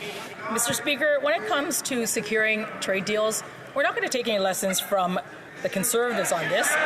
The Conservative Party wants us to ignore the environment. They want us to ignore workers. They want us to sign bad trade deals. You'll remember that in this House that they wanted us to capitulate on CUSMA. We didn't do that. They cheered on Brexit. We didn't do that. And they abandoned Ukrainians when they needed the most and when we negotiate free trade agreements. On this side of the House, we negotiate good deals, not just any deals, and we won't capitulate. Thank you, Mr. Speaker. The honourable member from South Shore St. Margaret's is a person who has been on the Hill for a long time. I please ask for his indulgence. The honourable member from Prince George Peace River, Northern Rockies. After 9 years of the NDP Liberals, taxes are up, costs are up, crime's up, and their time is up.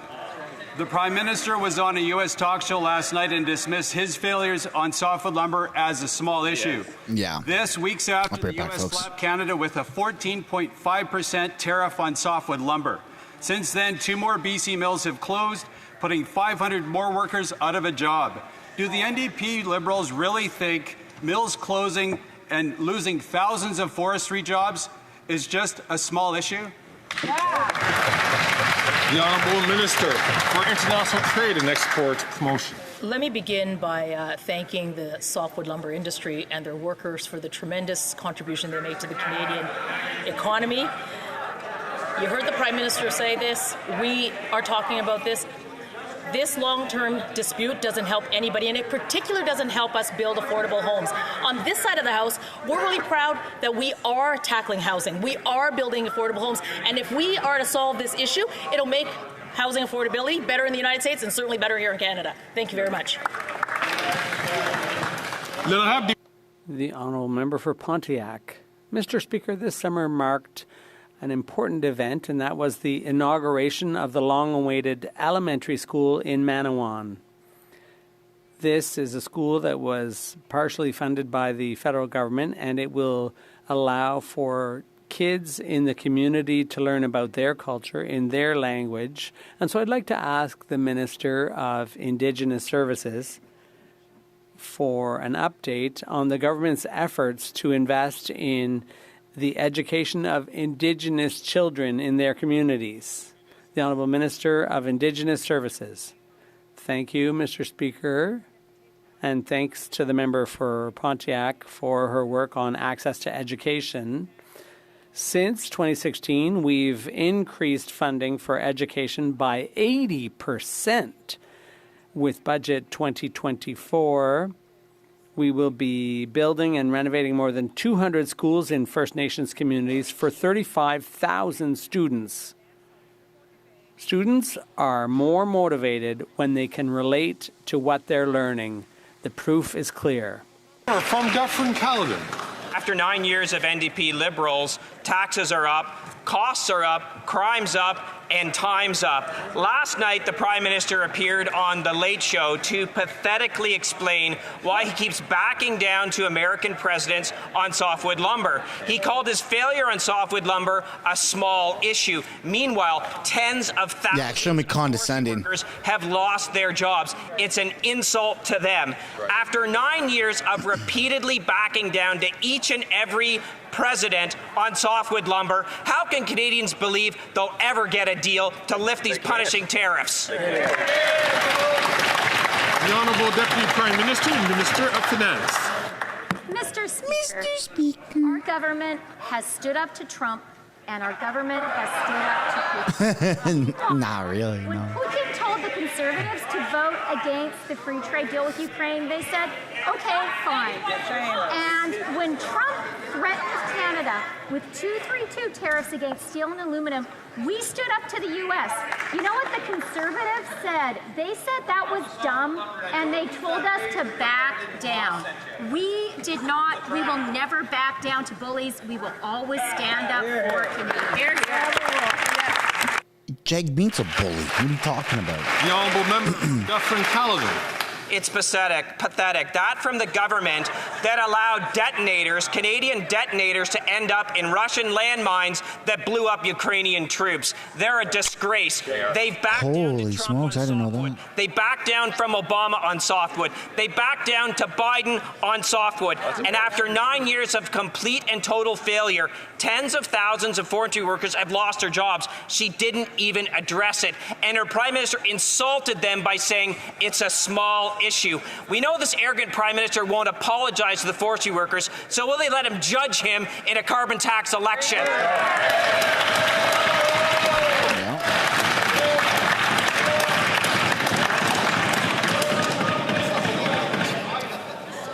Once again, members, I invite them to be very prudent and judicious in their choice of words. The Honourable Deputy Prime Minister and Minister of Finance. Mr. Speaker, when our country faced an existential economic challenge, the threat that our free trade agreement with the United States would be torn up, our government stood up to the U.S. and the Conservatives ran scared. They told us to back down. When the U.S. imposed illegal 232 tariffs on our steel and aluminum, we stood up for Canadians. We imposed countervailing tariffs. The Conservatives told us to back down. Canadians remember that. We will never back down. We stand up for. The Honourable Member from Prince Albert. When it comes to defending jobs, we would never tell anybody to back down. Only this Prime Minister does that. After 9 years of this NDP Liberal government, taxes are up, costs are up, crime is up, their time is up.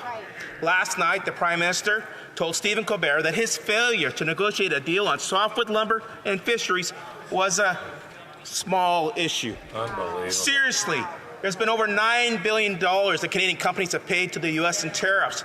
There's 800,000 direct and indirect jobs on the line. The forestry sector is in a crisis. Yet this Prime Minister has backed down time and time again to 3 different presidents. Why does this Prime Minister show much disdain to Canadian? The Honourable. Yeah, man, he doesn't care about Canadians. The House of Commons. Mr. Speaker, there's only one party in this House that shows disdain to Canadian workers, and it's the Conservative Party of Canada. Time and time again, when our country has had to negotiate trade deals, this government has stood for Canadians. We renegotiated NAFTA. We stood up against the U.S. steel and aluminum tariffs, and we will continue to stand up for Canadian workers in all sectors, including the forestry sector. But, Mr. Speaker, what is up is time for them to stop playing political games and to get down to the serious business of governing this country. That's what Canadians expect. It's time for them to grow up. Yeah, that's funny. Member from Charlottetown. Mr. Speaker, 2 years ago today, our region braced as Hurricane Fiona made landfall.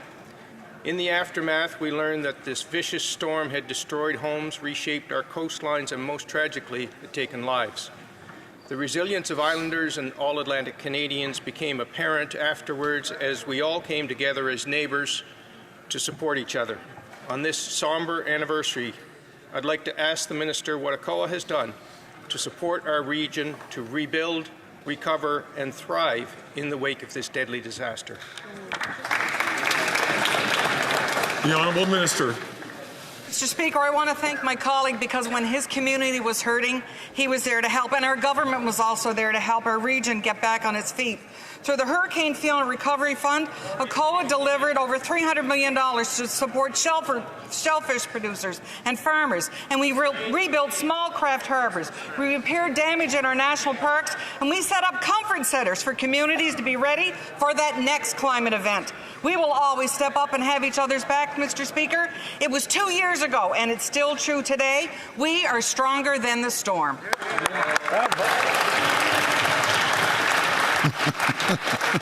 The Honourable Member from Victoria. Mr. Speaker, today the Minister of Environment called out the Conservatives for holding a fundraiser with oil and gas executives, which would be great, except that the Liberals over the past year have met with oil and gas lobbyists 5 times. Oh, shit! It's no Called out. Continue to water down key climate policies and hand out billions in subsidies. CEOs like Suncor's Rich Kruger have never had it so good. NDP claps back at the Liberals.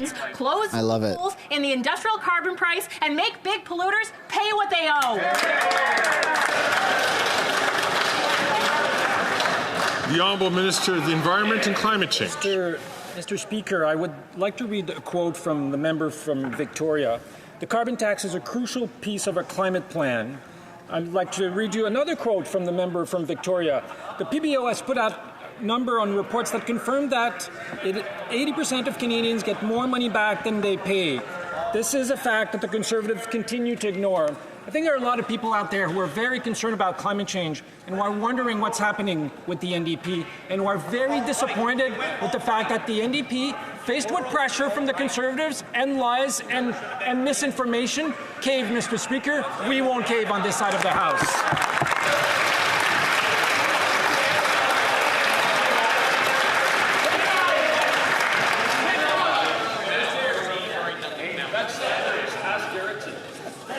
Ask Garrettson. The Honourable Member from Timmins James Bay. Oh my God. Let's talk about the liberal price of pollution. We now learn that taxpayers were hit up for $1,200 per household to get the TMX boondoggle built. That's a direct subsidy from Canadians' pockets to Suncor. And this Prime Minister, Sunny Ways man, is responsible for the biggest increases in oil production and emissions in history. No wonder that Richie Rich Kruger from Suncor says the sun is shining on the tar sands. Sunny Ways while our planet burns. So will the Environment Minister at least admit to the world that he had no intention of ever dealing with emissions when he went to COP? He was there to be the front for Suncor and for Imperial. Wow. The Honourable Minister for Natural Resources and Energy. Thank you, Mr. Speaker. I would say on this side of the House we've seen an...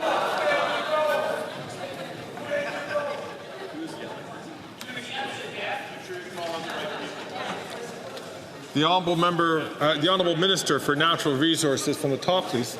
Thank you, Mr. Speaker. On this side of the House, we have seen yet another drop in emissions on a pathway. We are on track to achieve the emissions reductions that we have committed to by 2030 to the international community.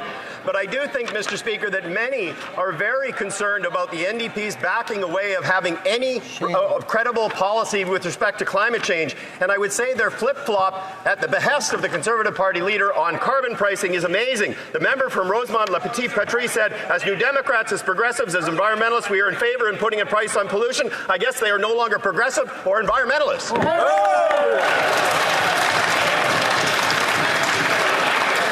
Colleagues, it being 3:19, the House will now proceed to the taking of the deferred recorded division on the motion to concur in the 18th report of the Standing Committee on Agriculture and Agri-Food. As it is 3:19, the House will now proceed to the taking of the deferred recorded division. All right. We're not going to see who's up in the gallery. I'll linger for a minute here to see what's going on, but I'm just going to acknowledge The super chats that I missed during the stream. Thank you, everybody, for tuning in. And if now you're deciding to part ways, I look forward to seeing you guys tomorrow. Don't forget to smash that like button and subscribe if you haven't yet already. There was it started off real strong. There was a dry spell. It picked back up, and then it was a dry spell. That's just how it goes. Maybe that's just my own perspective, but nonetheless, tomorrow's going to be a really, really intense day. So make sure that you tune in for that. Let's take a look here. Where did I leave off? T Matt with the $2 super chat with the ooh woo, you're my first ... donation. Thank you very much. Then you got Shotzi with the $2.79. No message attached to it with a follow-up $2.79. Canada is stronger with Quebec. Bloc wants OAS upped. It's crazy to me that they are trying to leave. They're trying to leave Canada. I don't like that at all. Then Lee Novak, welcome to the membership. I appreciate that. And then you've got Brian McHattie with the $5 US. I'm American, but listening to the Bloc and all their superiority comments, why don't they take off? Why don't they take off? You know, the Bloc it's a provincial party that somehow has a fight at the federal level. It's very bizarre. I think a lot of people don't really want that type of representation in federal politics because Quebec does get a lot more money than other provinces, but they also are a really big contributor to our economy. So there's that as well. With the cryptic stench, the $2.79, hate speech, aka exposing them for their lies. Yeah, I mean, that's kind of the crazy thing about hate speech is we don't know what those parameters are, and they get redefined as time goes on. So that's the very scary part about politics right now here in Canada, or just not even politics, just life in Canada. Matt the electrician with the $2.79. Mark Holland is a clown button. Yup. Yeah, I mean he's attacked Canadian citizens and then got threatened with a lawsuit and publicly apologized. Oh, sorry, that's Mark Garrettson. Shit, my bad. Wrong Mark. They're all funky. I got it mixed up because I'm on my other screen right now. I'm watching the votes, and Mark Garrettson just stood up to vote, and so he crossed my freaking wires. Whoopsie, my bad. Nonetheless, so thanks for the super chat. And then Dylan Fours with the final $2 super chat. Trudeau bends over for soft wood. You know, that's a perfect final super chat for the stream. I appreciate that one. That's a good one. I might use that at some point in an upcoming quote or a post or something like that. That's pretty funny, man. I guess there's another one. Ohana Tribe with the $2. I pay $4,500 a month plus utilities in Ontario. Holy crap, dude. Holy crap. Oh my God. That's so much money. $4,500 a month? What? Oh my God. Thank you for the super chat.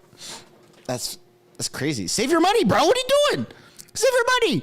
What do you give a $2 super chat? Save your money. You need it. That's a lot of money. That's a lot of money. All right, so they're voting right now. They're on something here. Alderman Norfolk. Let's take a look. Lewis Alderman Norfolk. Mr. Barrett. Mr. Barrett. Ms. Gray. Ms. Gray. Mr. Barlow. Mr. Barlow. Ms. Dancho. Ms. Dancho. Mr. Ellis. Mr. Ellis. Mr. Kelly. Mr. Kelly. Mr. Baldinelli. Mr. Baldinelli. Mr. Cooper. Mr. Cooper. Mr. Williams. Mr. Williams. Mr. Caputo. Mr. Caputo. Mr. Jennis. Mr. Jennis. Mr. Small. Mr. Small. Mr. Beltud. Mr. Bertud. Mr. Workington. Mr. Workington. Mr. Abuteyev. Mr. Abuteyev. Mrs. Kuzi. Mrs. Kuzi. Mr. Seaback. Mr. Seaback. Ms. Ferrari. Ms. Ferrari. Mrs. Block. Mrs. Block. Mr. Stewart, Miramichi Grand Lake. Mr. Stewart, Miramichi Grand Lake. Mr. Viss. Mr. Viss.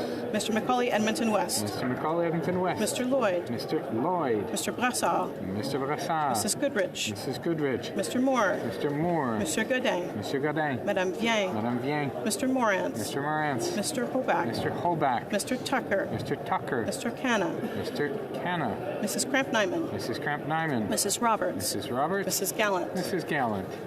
Mr. Shipley. Mr. Shipley. Mr. Muse. Mr. Muse. Mr. Redicott. Mr. Redicott. Mr. Van Popta. Mr. Van Popta. Mr. Waugh. Mr. Waugh. Mr. Steinley. Mr. Steinley. Mr. Calkins. Mr. Calkins. Ms. Rude. Miss Rude. And Kit with the Mr. Jean. $1.99 super chat US. Lob. Mr. Thank you for that. I appreciate that. No message attached. Mr. Gould. Ohana Tribe Mr. Kirk. with the follow-up $2. Mr. Zimmer. Mr. Zimmer. Basically work to live. Mr. Dreeshen. Mr. Dreeshen. Mr. Majumdar. Mr. Majumdar. Yeah, man. That's the current state of Canada. Mr. Tolney. Mrs. Wagenthal. Mrs. It's pretty unbelievable. Bragdon. Mr. Bragdon. Mr. Allison. Mr. Allison. Mr. Dalton. Mr. Dalton. Mr. Nader. Mr. Nader. Mrs. Falk, Battleford, Lloydminster. Mrs. Falk, Battleford, Lloydminster. Mr. McLean. Mr. McLean. Mr. McGuire. Mr. McGuire. Mr. Reed. Mr. Reed. Mr. Shields. Mr. Shields. Mr. Falk Provencher. Mr. Falk Provencher. Mr. Williamson. The Corn Show with the $5. Mr. Arnold. Similar boat with my monthly cost in Ontario, but I want you to take my Tim's money because I can't get it there anymore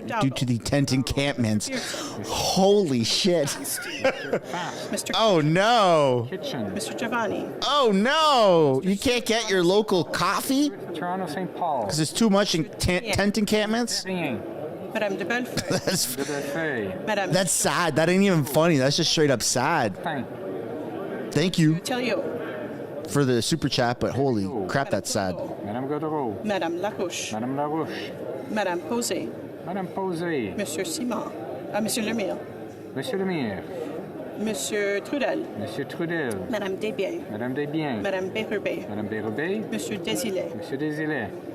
Mr. Massey. Mr. Massey. Ms. Matheson. Miss Matheson. Mr. Johns. Mr. Johns. Ms. McPherson. Miss McPherson. Mr. Green. Mr. Green. Mr. McGregor. Mr. McGregor. Ms. Blaney. Miss Blaney. Madame Hughes. Madame Hughes. Monsieur Bouleris. Monsieur Bouleris. Mr. Desjardins. Mr. Desjardins. Mr. Zerillo. Miss Zerillo. Ms. May, Saanich Gulf Islands. Miss May Sandwich Gulf Island. Mr. Desjardins. He can literally say, Je suis Desjardins. To sir. All those opposed to the motion will please rise. La Chambre attendra maintenant la... The House will now wait for the end of the electronic voting period before resuming its proceedings. Nope. We're not going to take a listen to that. I got to lower it because they got some really crappy music that plays there. All right, got some more super chats rolling in. Let's see here. El Sarah with the $2. That's a neat name. El Shara. That's a neat name. Trudeau must go. Yeah. You came to the right place to say that.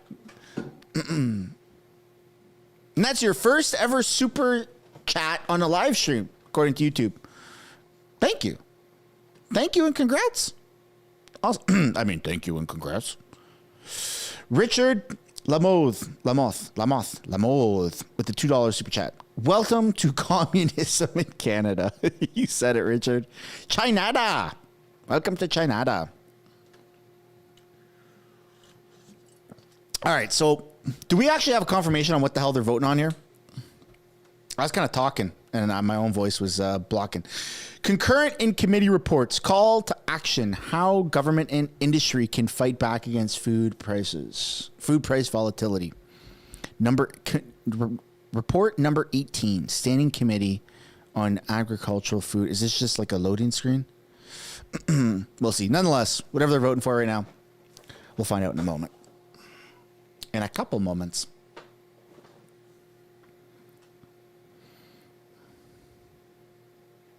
Oh, yeah. So this does not seem like it's a vote of non-confidence that's happening right now. Because you got literally everybody is saying yay.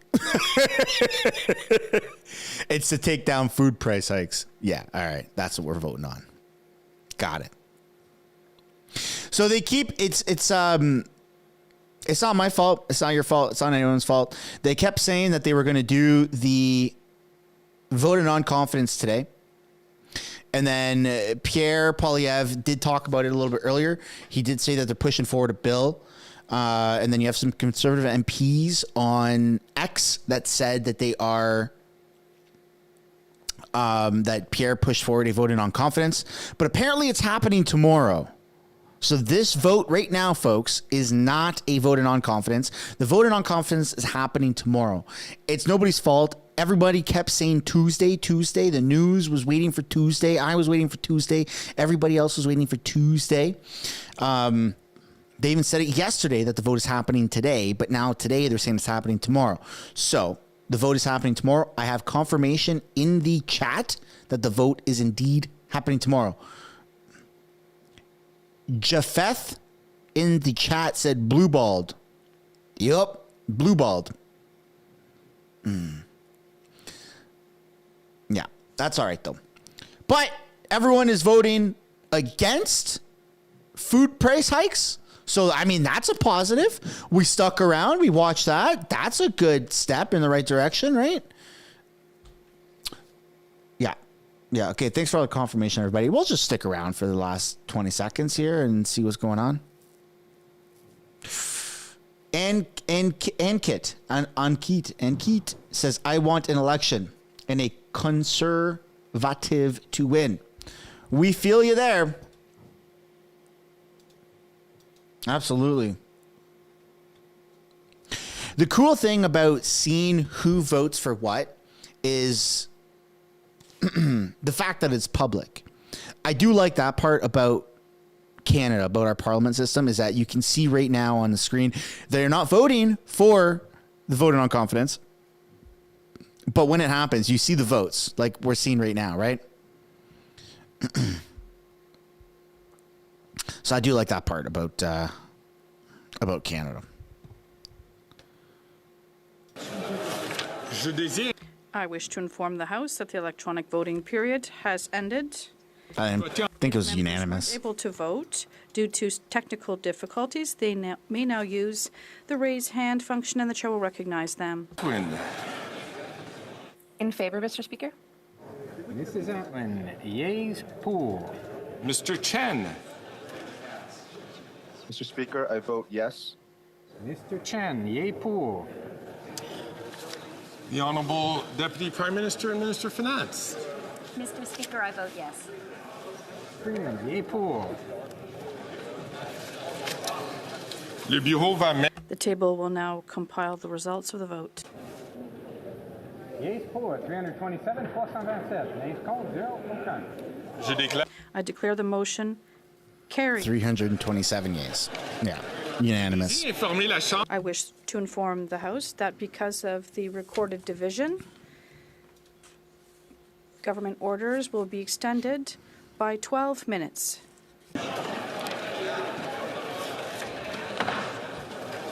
I don't normally go this long after question period.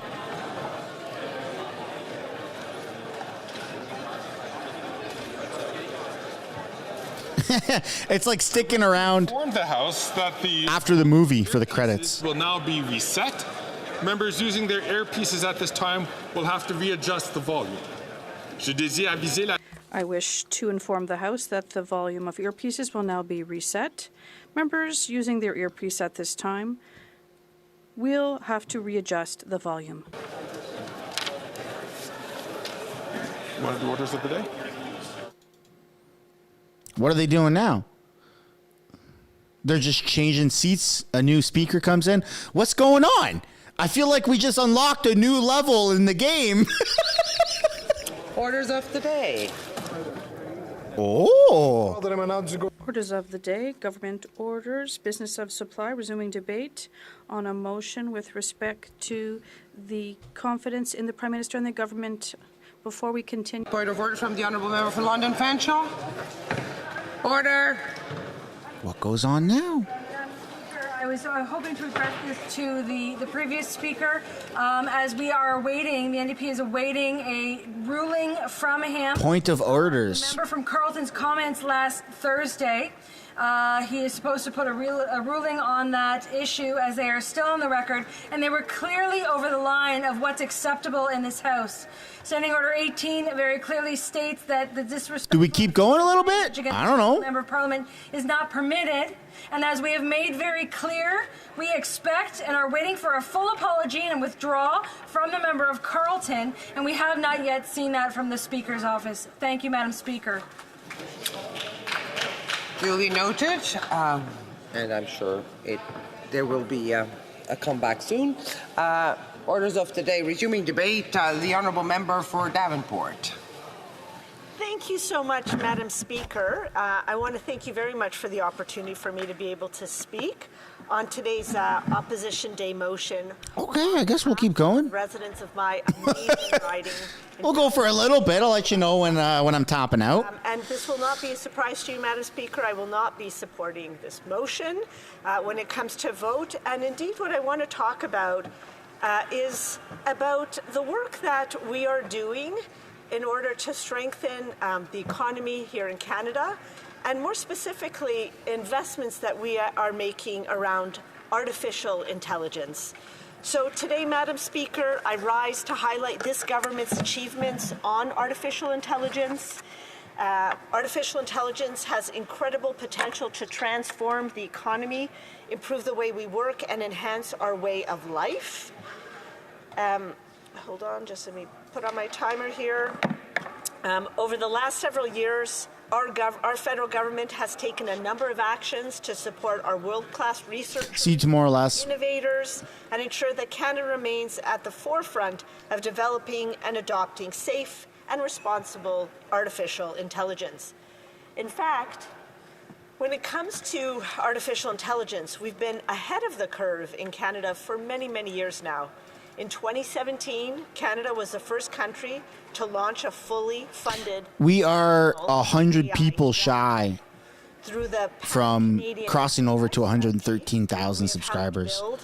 If there's 100 of you out there who are not subscribed, it would be super awesome if we cross that milestone right now. Canadian Institute for Advanced Research, the 3 national AI institutes that are based right across this country in 3 specific spots: Edmonton, Montreal, and Toronto, and Canada's 5 global innovation clusters to build a base of world-class talent in AI, advanced research excellence, and drive the responsible adoption of AI across Canada's economy and society. Madam Speaker, through the Canada Institute for Advanced Research AI Chairs program, we have recruited over 120 of the best and brightest AI researchers in the world. These researchers are advancing research in a range of key areas such as science, health, and energy, as well as the environment. We're also training a strong cohort of next generation of AI leaders. Through the second phase of this strategy, we are building the strong research base with programs that are enabling AI commercialization and adoption. We're almost there. We're almost at 113K. The investments Need a few more, like 50 that we've more. made of over $440 million that's made by our federal government under the strategy has resulted in a research and talent ecosystem that is the envy of the world. And we are seeing the positive economic impacts of the investment in the growing number of AI startups and scale-ups across Canada that are taking world-leading positions in their fields. Canada now ranks among leading nations on the Global AI Index, as well as in startup AI activity, venture capital investment in AI companies, talent growth, and research publications.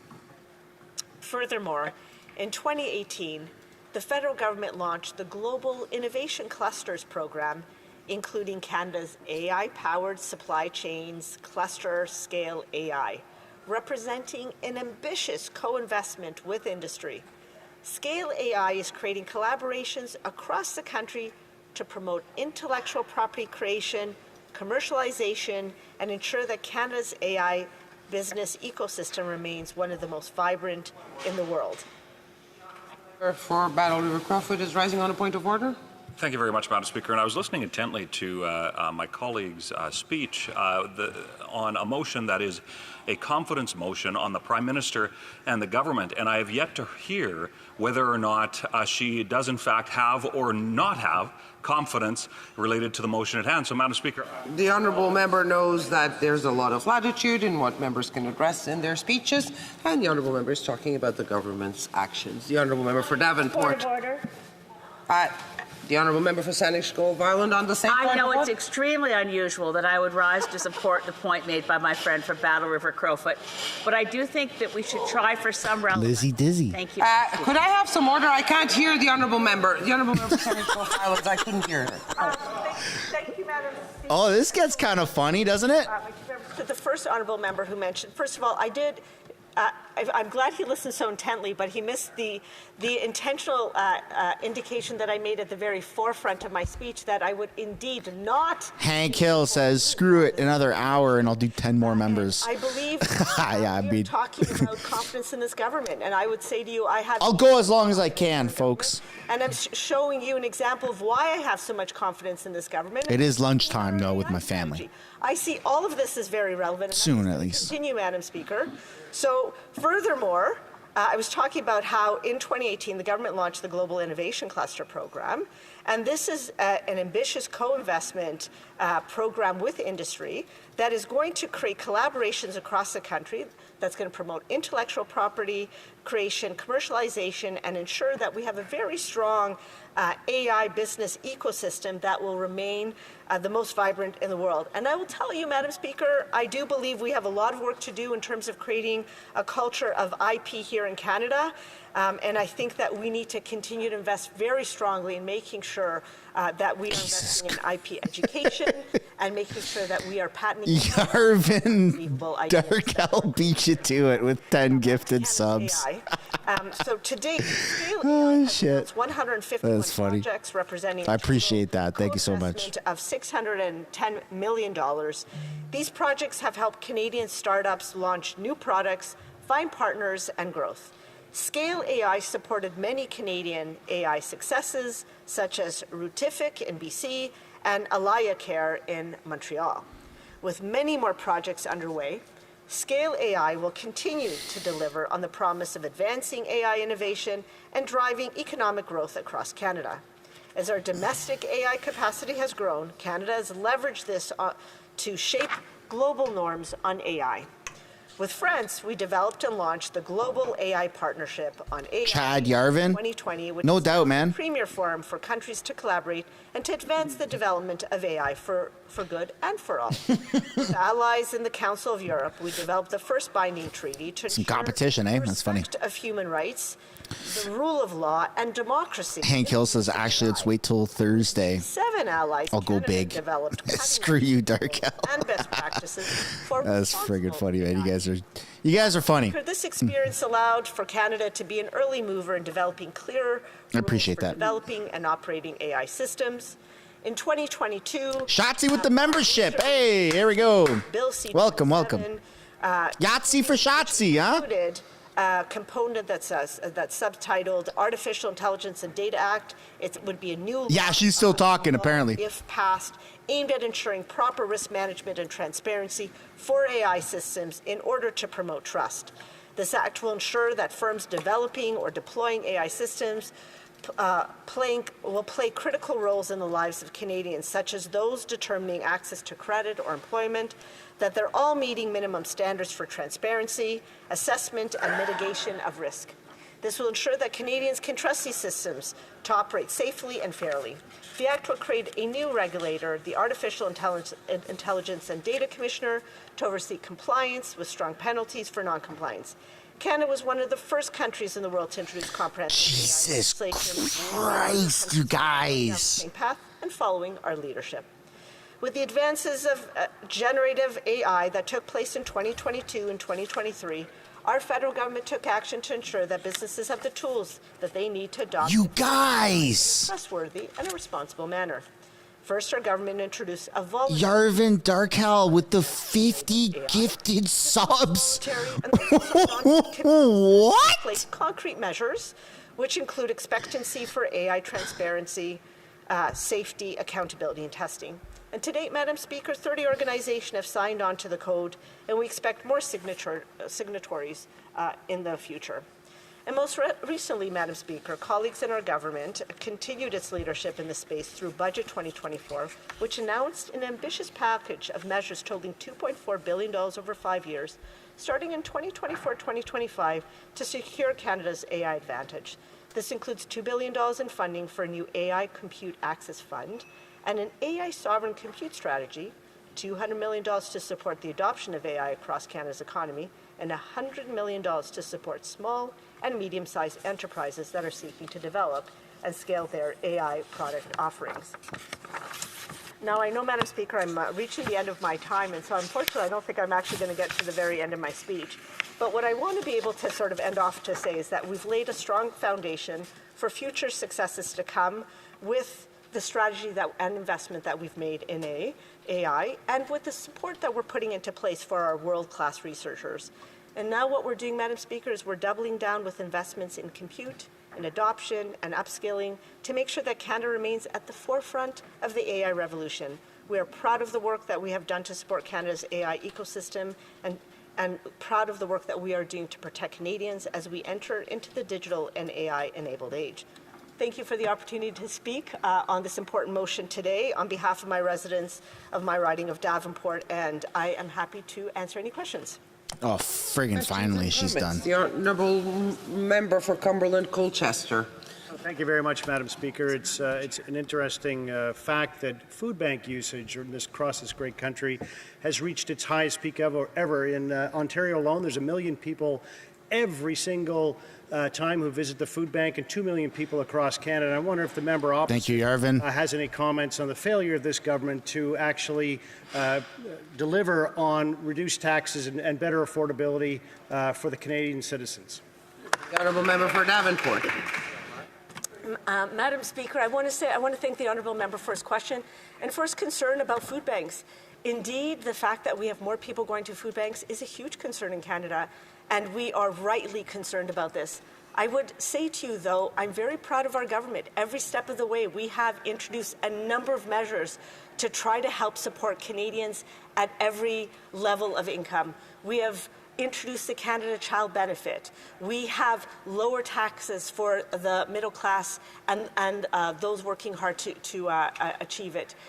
We have introduced a dental care plan. We have introduced a national child care plan. We have introduced a number of programs to try to help support Canadians through this process. The only question I have, Madam Speaker, is why is it that the Conservatives have voted against each one of those programs? Thank you. The honourable member for Repentigny. Thank you, Madam Speaker, and I'd like to thank my colleague for that speech. I don't think you'll be surprised to hear that I'm going to ask about seniors. What we know is that according to the OECD, why the French? Canada is the industrialized country with the most significant drop in purchasing power in retirement years. So based on that, doesn't my colleague think that the Bloc's request is reasonable, even if it's $3 billion? That's not even 1% of government spending.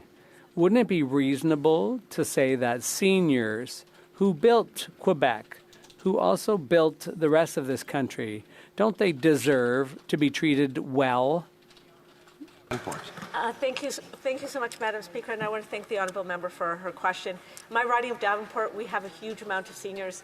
I love them all, and I'm very fond of them. I would say to you that ever since we were... So first of all, I'm always in support of more support for seniors, just to let everybody know. But I will say to you that I'm very proud of our record in this House. One of the first things we did is we actually lowered the age of retirement when we were first elected from 67 to 65. We increased the guaranteed income for seniors.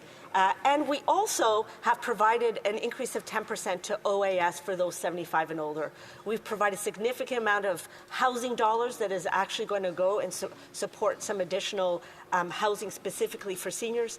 And we have also introduced the National Dental Care Plan, which is adored by seniors, not only in Davenport, but right across this country. Thank you, Madam Speaker. Questions and comments, the honourable member for Cowichan, Malahat, Langford. Thank you, Madam Speaker. You know, when you look at the Canadian electorate right now, I think you can see that about 60%. Amanda George, first super chat ever on a live stream with the $2. Thank you so much, Amanda. But there was no message attached to it, but I appreciate it. They are looking for a progressive standard bearer, and I think it's fair to say, Madam Speaker, that hey, if you guys haven't yet already, man, hit that like button on the stream. Toronto St. Paul, whether you're tuning in or have been here already, and just check to see if you're subscribed. In the Liberal government, particularly in the Prime Minister, they are looking for bold ideas on tackling climate change. We're about 30 subscribers short of 113K. Madam Speaker, there were rumblings in the Liberal caucus at the start of summer about confidence in the Prime Minister. I'm just wondering, does this member still have confidence in her leader to actually step up to the plate, meet the moment that Canadians are asking for? That's right. The honourable member for Davenport. Madam Speaker, I want to thank Yarvin, what are you doing? Question. This will be the third time. Yarvin, what are you doing? That I will not be supporting this motion, and I have full confidence in our Prime Minister. Stop. I have full confidence in the Prime Minister, and I was going to say in the leader of our Liberal Party, and that's the role he also has. What I would say to you is I'm glad that he mentioned carbon pricing and innovative, creative ideas. I would say to you that that was a creative idea that we actually introduced when we were first elected in office almost 9 years ago.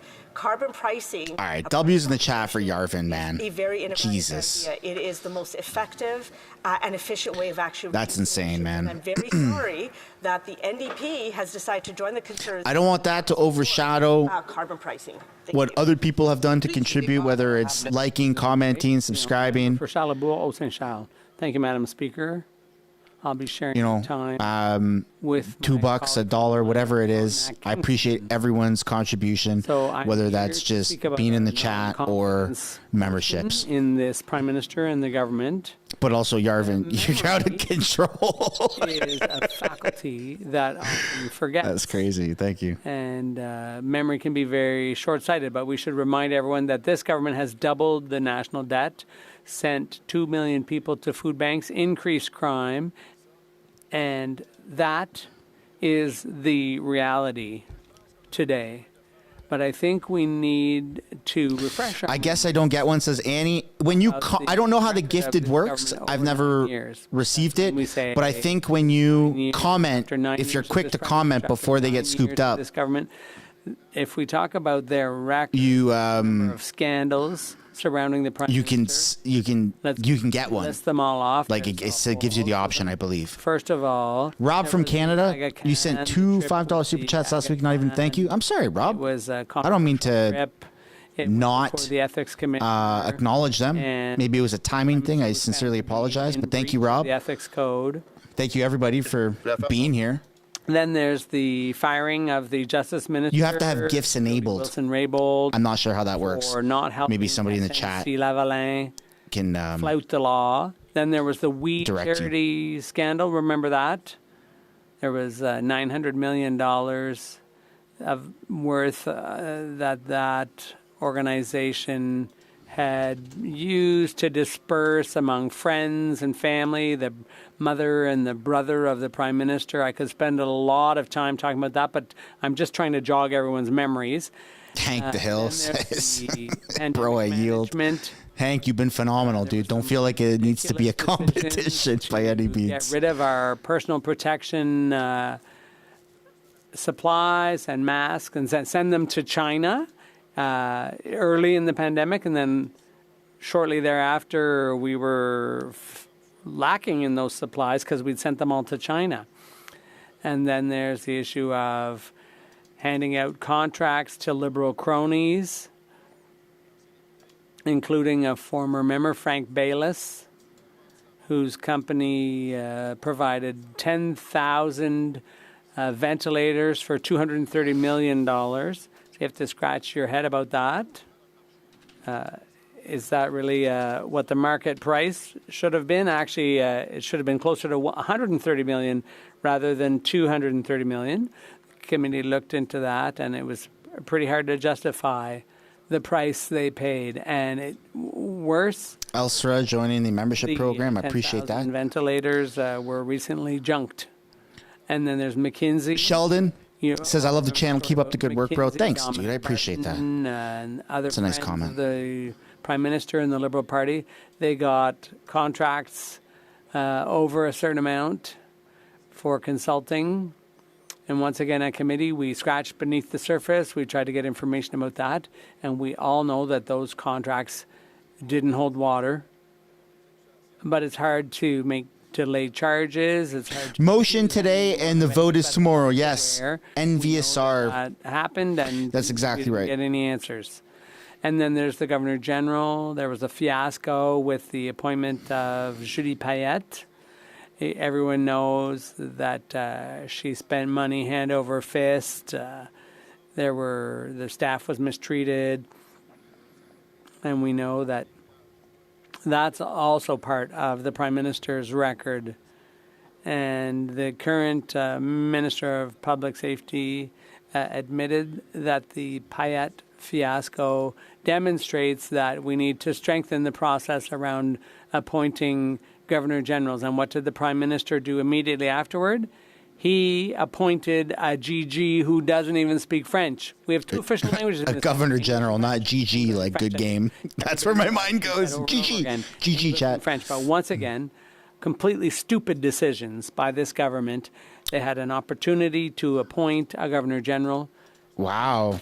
They just completely botched it by appointing a... Man, shout out to the translators. And let's remember the fiasco of... They kind of go unnoticed, eh? They don't really get any credit. 2017, he wore a bunch of ridiculous get-ups, and everybody saw the pictures all over the country. And what's worse, beyond the completely ridiculous image that he gave our country, but he also brought a terrorist along with him. A former Liberal member had invited a terrorist to join the official delegation in India as part of Canada's delegation. It's hard to imagine. You can't make this stuff up.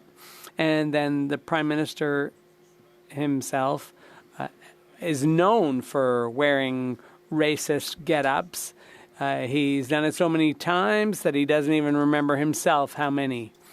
And then there was the Arrive Can scandal, which was supposed to cost $80,000, and ultimately Thanks, Clayton. cost taxpayers $60 million and counting. And that's another scandal. So every time, it's been 9 years now, it's one scandal after another. And it seems like... yeah, it probably will take a while, Randy. Tend to forget some of them.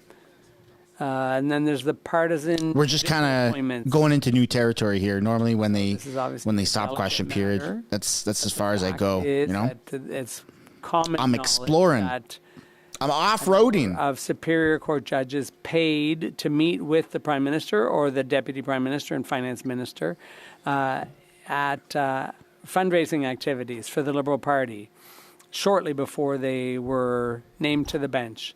And then there's the Prime Minister's vacations to Jamaica. And the initial response to the media was that the PM was going to pay out of his own pocket for his family vacations in Jamaica over the holidays.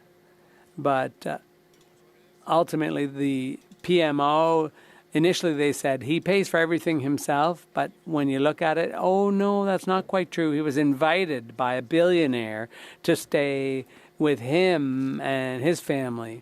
So why, once again, why not tell the truth to Canadians? They always play it on both sides. The Prime Minister, I think we have to be clear about this. He's entitled to go on vacation with his family. He's allowed to do that.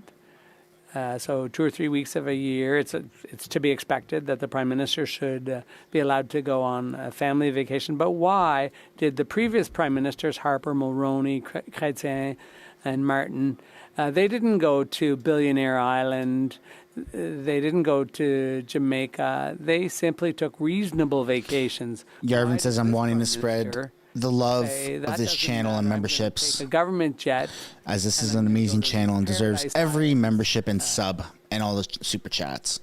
Thanks, Yarvin. All kinds of things like that That's really kind, man. I appreciate that. Eventually to lose confidence in a person. It's a passion of mine, you know, seeing what they're talking about down on the House floor, being Harrington Lake. In the know Government spent of what's going on, what's being said. $11 million to renovate. Doesn't necessarily affect us day to day, but it can have massive impacts. It just started off as a hobby and it's turned into what it is now, right? You say, oh, the Prime Minister's never there, but why would they spend that much on renovating the place? And then there are other contracts, other bizarre decisions. And once again, these are sensitive matters, but public money was provided to hire consultants who are outright racists. Laïd Maroff, for instance, is a known anti-Semite. He received millions from the government for work, which is for his anti-racism work. That is, he received $500,000 from the Liberal government. I'll give you another example of a totally crazy decision, hiring Amira Al-Gawabi. The channels turned you into a political junkie. Bridges. But we knew before hiring her that she has made racist remarks. I have heard that exact thing many times. It's rather than building bridges, she is sowing division and discord. It's a blessing and a curse. She should be shown. You can never unsee what's happening once you're aware, right? You can't go back. I don't have much that glass has been shattered. I've gone through a whole host of Liberal scandals to put things in context, but I'd be remiss if I didn't mention the current economic situation. Young people are struggling to buy property or to have a home. And also, the Bloc Québécois and the Liberals supported $500 billion in budget appropriations. This Prime Minister has spent more than all other Canadian Prime Ministers in history put together. So these are some of the many reasons why we no longer have confidence in this government. The Government House Leader. Yes, thank you, Madam Speaker. You know, this is the issue where the problem lies, where you have the Conservatives' focus is more on character assassination than anything else. When the member talks about reviewing the government over the last 8 years, the things he doesn't refer to at all is things such as no government in the history of Canada has signed off on more trade agreements. When you take a look in terms of other issues related to, let's say, jobs, you know, Stephen Harper did 1 million jobs versus the 2 million jobs in the same sort of years span. You talk about inflation by working with Canadians. Canada is doing exceptionally well in inflation today at 2%, especially if you compare it to the rest of the country. You can talk about the interest rates and how interest rates, Canada is leading the way in terms of seeing the decreases going on interest rates. Canada is not broken, contrary to the messaging that the Conservatives try to consistently say. Why doesn't the member talk about the real issues that are affecting Canadians as opposed to nothing but cheap character assassination shots? The Honourable Member for Charlebourg-Haute-Saint-Charles. Well, when it comes to free trade, my colleague behind me was Minister of Foreign Affairs during free trade negotiations. Conservatives negotiated the majority of our free trade agreements. The Liberals just renewed them, renewed agreements which were struck under the previous Conservative government. Well, on a try with the $2. Your channel gets me through the day, not alone. Pay Thanks. $50 billion a year. The government wants us to feel alone, right? GST and can the member explain how debt has doubled under this government? The Honourable Member for Repentigny. They want us to not like our neighbors. They want us to rat each other out for whatever reasons, whatever incentives they put forward. It's disgusting. I doubt some of the things the Conservatives say. Yarvin gets a laugh every time I say Freeland's Mr. Speaker. All committee members voted for it. But now that things are getting serious, the Conservatives... And then everyone in your office looks at you. It's like clockwork. Here's my question. Can the member please comfort me? That shit's pretty funny, Can he assure me that he agrees with increasing OAS for 65 to 74-year-olds? The Honourable Member for Charlebourg-Haute-Saint-Charles. I thank my colleague for her question. We will support C-319. But the fact remains that the ball is in the government's court. We no longer have confidence in the government for a whole host of reasons. I could go on and on and on for another 30 minutes. So we need to sit down together and solve problems in Canada and Quebec. Thank you, Madam Speaker. And the member raised partisan appointments. And I just want to say that right now in the United States, women are dying and being charged with murder because of the results of partisan appointments in the U.S. reversing Roe versus Wade. That could happen here, Madam Speaker. Did our federal MPs talk about that missing 6-year-old girl who's since been found in BC? What is the Conservatives' position on the right to choose? That was insane. The Honourable Member for Charlebourg-Saint-Charles. I've said it, I'll say it again, and I could say it again 500 times. Madam Speaker, a Conservative government will not change women's right to choose or women's right to abortion. The Conservative leader has been very clear on this, and he has stated that many, many times. The Liberals, the Bloc, everyone, the NDP, they can calm down because we will absolutely not change that. The Honourable Member for Saanich Gulf Islands. Thank you, Madam Speaker, and I thank my colleague, the member for Charlebourg-Saint-Charles. Somebody do a breath test. It's very odd to see this motion before the House today. Here's my question for my Conservative colleague. What does he think the role of members here is? Is it not to represent the people in our ridings? Here's what's not clear.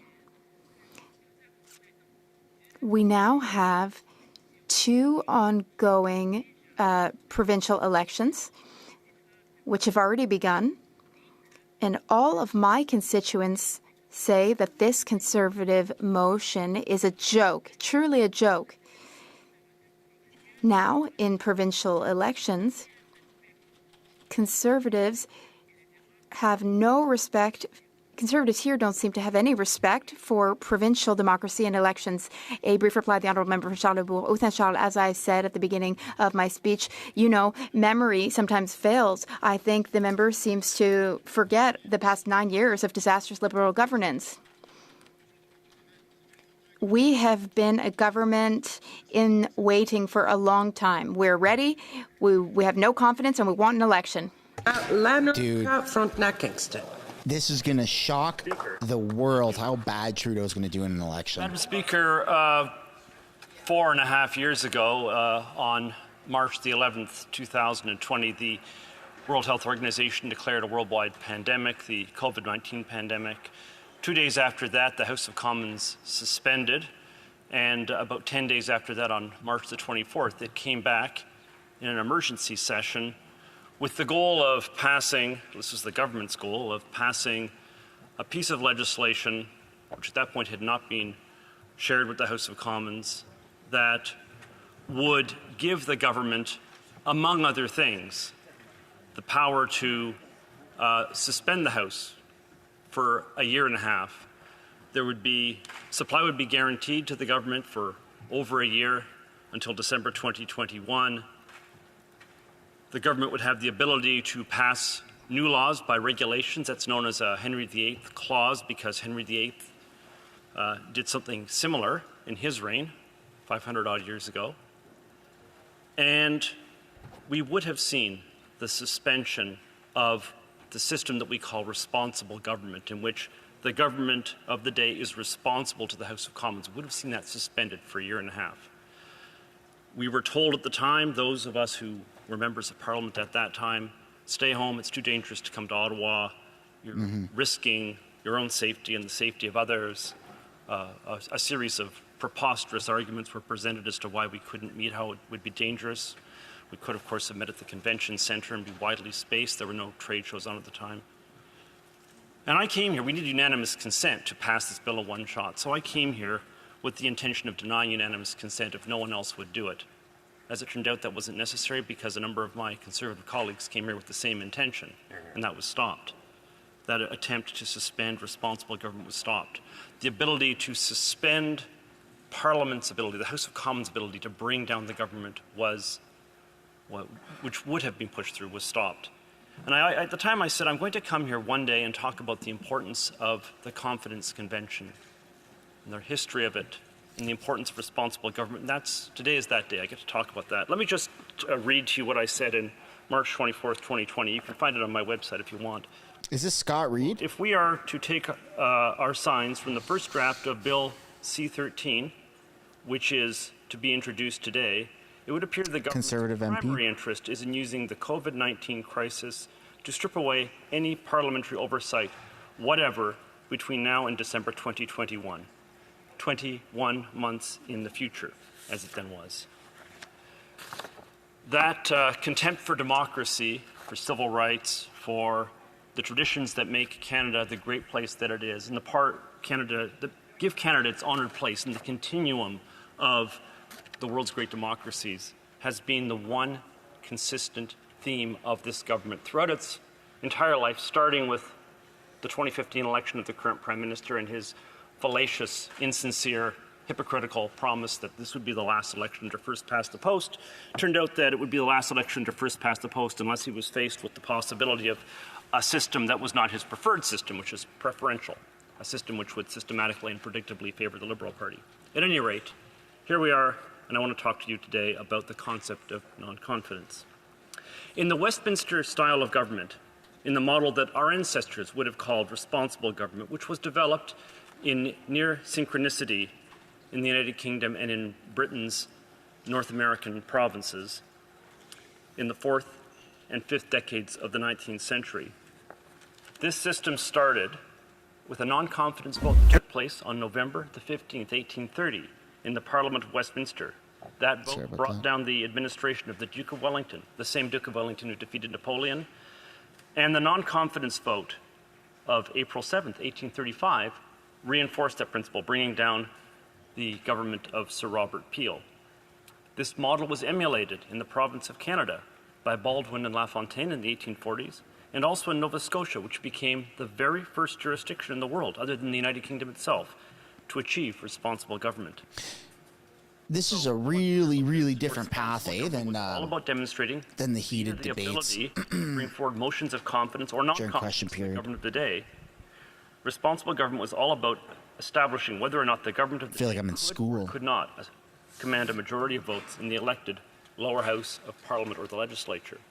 Here's how the bronze plaque outside of Nova Scotia's House of Assembly commemorates the event that took place in that jurisdiction. Quote, the first responsible government in the British Empire. For the first time, the gotta be careful with the second screen. I was pulling up a cabinet was chosen exclusively from the party having a majority in the representative. Another YouTuber's channel, just to smash the like button. Following a vote, I support all the channels out there, man. Council, James Boyle Uniacke, who had moved the resolution, became Attorney General and leader of the government. In other words, the Premier. Joseph Howe, the longtime campaigner for this peaceable revolution, became... It's a filler episode. The principle that it kind of feels like it. Be replaced by means of non-confidence votes was adopted only a month later in the province of Canada when the Baldwin-LaFontaine ministry was sworn in. Where are you getting the feed from? Lord Elgin. House of Canada. And in what do you mean? It was adopted in May of the same year.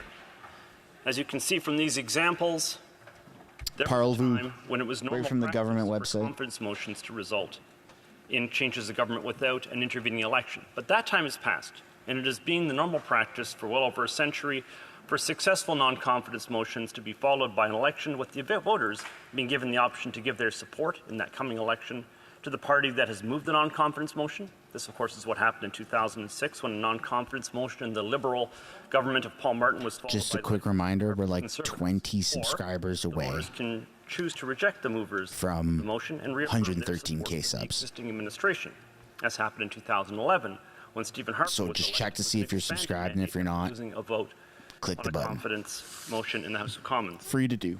A motion of non-confidence may be Yeah, it's my feed. That's right, John. It's my feed. I'm the government no longer has I got a cameraman down there on the house floor. adopted in 2011. Hint darkly at the government's real or purported wrongdoings. Here's Parliamentary privilege. 2011 confidence motion says, quote, that the House agrees... I am the real House Speaker. In House Affairs, the government is in contempt of Parliament, which is unprecedented in Canadian parliamentary history, and consequently the House has lost confidence in the government, end quote. By the way, that's a fiction. the Procedure and House Affairs Committee. Scott Reed's a political historian. I know this because I was in the midst of addressing that draft. I'm kind of getting that. When our He's been around for 30 years. By the vote of non-confidence, the bell started ringing, our meeting suspended. Nonetheless, the vote took place, and there was an election. In 2005, Paul Martin's government was brought down by a motion that simply stated that this House has lost confidence in the government. And today's motion in that tradition says simply, quote, that the House has no confidence in the Prime Minister and the government. Now, there's a sense, Madam Speaker, in which this government has not had the confidence of the Canadian people for some time. I went down and in preparation for my remarks today, I wrote down the percentage of the vote that every victorious party has had in a Canadian election going back to 1958. 2 minutes, Madam Speaker? Okay. So the current government was elected in 2019 with 33.12% of the vote, and in 2021 with only 32.62% of the vote. More than 2/3 of Canadians voted against the current government at that time. Yeah. So there's a sense in which they haven't had the support of the Canadian people for a long time. I feel like 3/4 of Canadians are going to be voting for. Do you know that in 1958, Pierre. this is the year of John Diefenbaker's colossal victory 3/4 of the votes. The Liberals, that at that time, the Liberals, who were defeated, went to their worst defeat ever up to that point in time, had 33.75% of the vote. They got more votes as a percentage than the current government received in either of the last two elections. And what's even more amazing is when you take into account the percentage of people who actually participated, which was 79% back in 1958 and only 62% in the last election, you learn that the Liberals in 1958, in that colossal defeat, had 26.6% of all eligible voters, whereas only 20.3% of eligible voters voted for the current government. So there's a real sense in which this government has not had the support of the Canadian people for some time. He's talking about past non-confident votes. Phenomenal record of incompetence. I just want to assert, Madam Speaker, that the time has come to accept the judgment of the Canadian people and to let them give the chance to make the same judgment again and to elect a new government which can bring them the competent governments and the honourable governance that they deserve. Thank you, Madam Speaker. Well said. Questions and comments? The Honourable Secretary. This is the tough reality about politics. It's interesting. Is it so? I'm going to pause it for a second. I'm going to pause it. Don't worry. The feed's not going anywhere. This is the tough thing about politics, man. Like, it's so dry. What he was talking about was previous votes of non-confidence, and it's almost putting people to sleep. And you may very well not be put to sleep. Maybe you are somebody who loves to listen to this historian type of information, but the majority of ill-informed voters, the majority of just voters in general, aren't going to listen to that and absorb that information. And that's where you have channels like mine and many, many other channels like it, all of, varying different tactics or approaches come in to spice things up and make it more interesting. That's kind of the value of social media right now, is you have independent YouTubers or whatever you want to call them, that are taking this information and doing their analytical breakdown, and whether it's satirical, whether it's sensationalized, it's irrelevant, because it's bringing more eyes to what's happening, right? And that's what's so important. People are not going to be switching their television in the masses to watch this. You may do it. I've done it from time to time, but in reality, people that are flipping through sports are not going to go into the 9000s channel and watch the CPAC on TV and go, "Oh yes, a historian. Please tell me about what life was like in 1942 in Canada with the last potential vote of no confidence." It's just not going to happen, right? So having the breakdowns, I understand I'm not doing a breakdown. This is still boring, this live stream, or it's not as entertaining as a 15, 20, 30-minute video. It's been going on for a couple hours now. But nonetheless, there's so much benefit to what YouTubers or independent content creators are bringing to the table. That was it. That was all. My recollection of history is that there is only one government that I'm aware of that avoided accountability to the House of Commons and through the House of Commons to the people of Canada, and that was actually Stephen Harper. Stephen Harper, and the member didn't make reference to it, determined to prorogue the House to prevent the House from voting non-confidence. At no point in time, contrary to the impression, the false impression that the member put on the record, has this government ever avoided accountability, even during the pandemic, Madam Speaker. And you will find that the Prime Minister, today's Prime Minister, has virtually answered double the number of questions in the House than Stephen Harper ever did.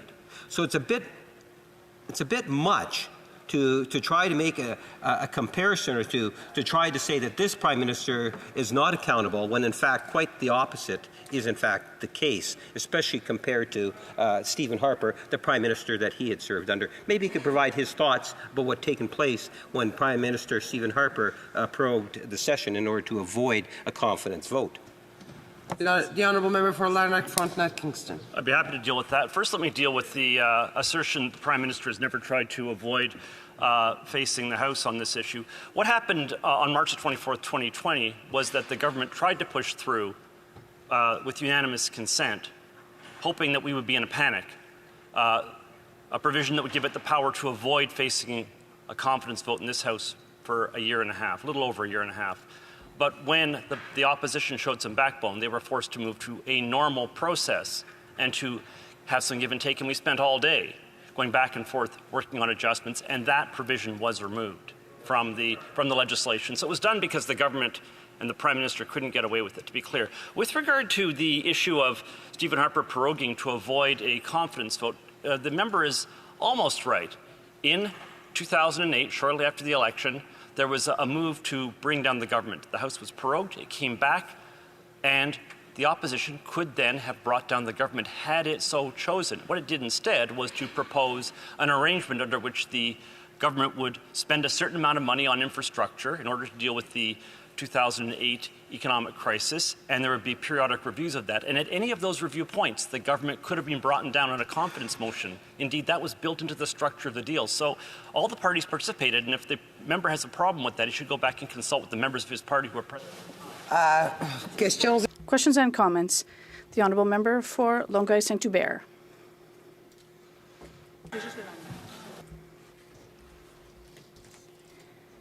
Today, they're asking us... All right, folks. I think that's where we're going to end it. That was interesting to veer off the path, extend the path beyond question period into this, into points of order and, you know, this historian lesson. It was cool. I don't know if I do it every time, but we can certainly, you know, we'll vibe it out, you know. If people want to continue the stream after question period, if there's something to do, then we can certainly consider that. This was cool. A lot more of an intimate feel towards the end of the stream here, right? With you know, less craziness, like the chat during question period. Absolutely insane. You got 200 messages per minute. Like, it's just off the charts. It's hard to keep up with anything. And then I try not to read any donations or any chats that I'm tagged in, because it takes away from what the politicians are debating, and that's what everyone's kind of coming to see, right? So this was really cool. I do appreciate it. I appreciate everyone sticking around, right? Whether you're at home, whether you're at work, whatever it is, I appreciate all the love, all the support, all of the thumbs up, right? Just checking to see if you still smash that like button or not, checking to see if you're subscribed or not, right? Might as well do that. We are like 10 people away, like a pinch away from 113,000 subscribers. Maybe we'll get there once the stream is over. I've been kind of trying to drag it on just a little bit so that we could get there. But Mike St. Jean in the comments says, streaming for the vote tomorrow. Yeah, dude, of course I'm going to stream that. I'll see you all tomorrow. Lots of familiar names, lots of financial transactions today, right? Shout out to everybody. No matter the size of the denomination of like memberships or super chats, please don't ever feel like that's an obligation. But nonetheless, those that do take that leap, know your limit, play within it, of course. But I do really appreciate all of the support, all of the comments, all the engagement, and then of course the donations. That's absolutely incredible. Going straight to diaper funds, man. Holy smokes, my son is a pooping machine. So yeah, I really, really appreciate that. Peace and love, everybody. And we've hit an all-time high on channel memberships.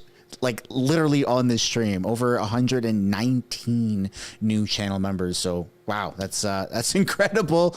And we'll see you guys tomorrow, right? Same time tomorrow, 11 a.m. Pacific, 11, 12, 1, 2 p.m. Eastern. It's Caucus Leader Day, so it's going to be insane.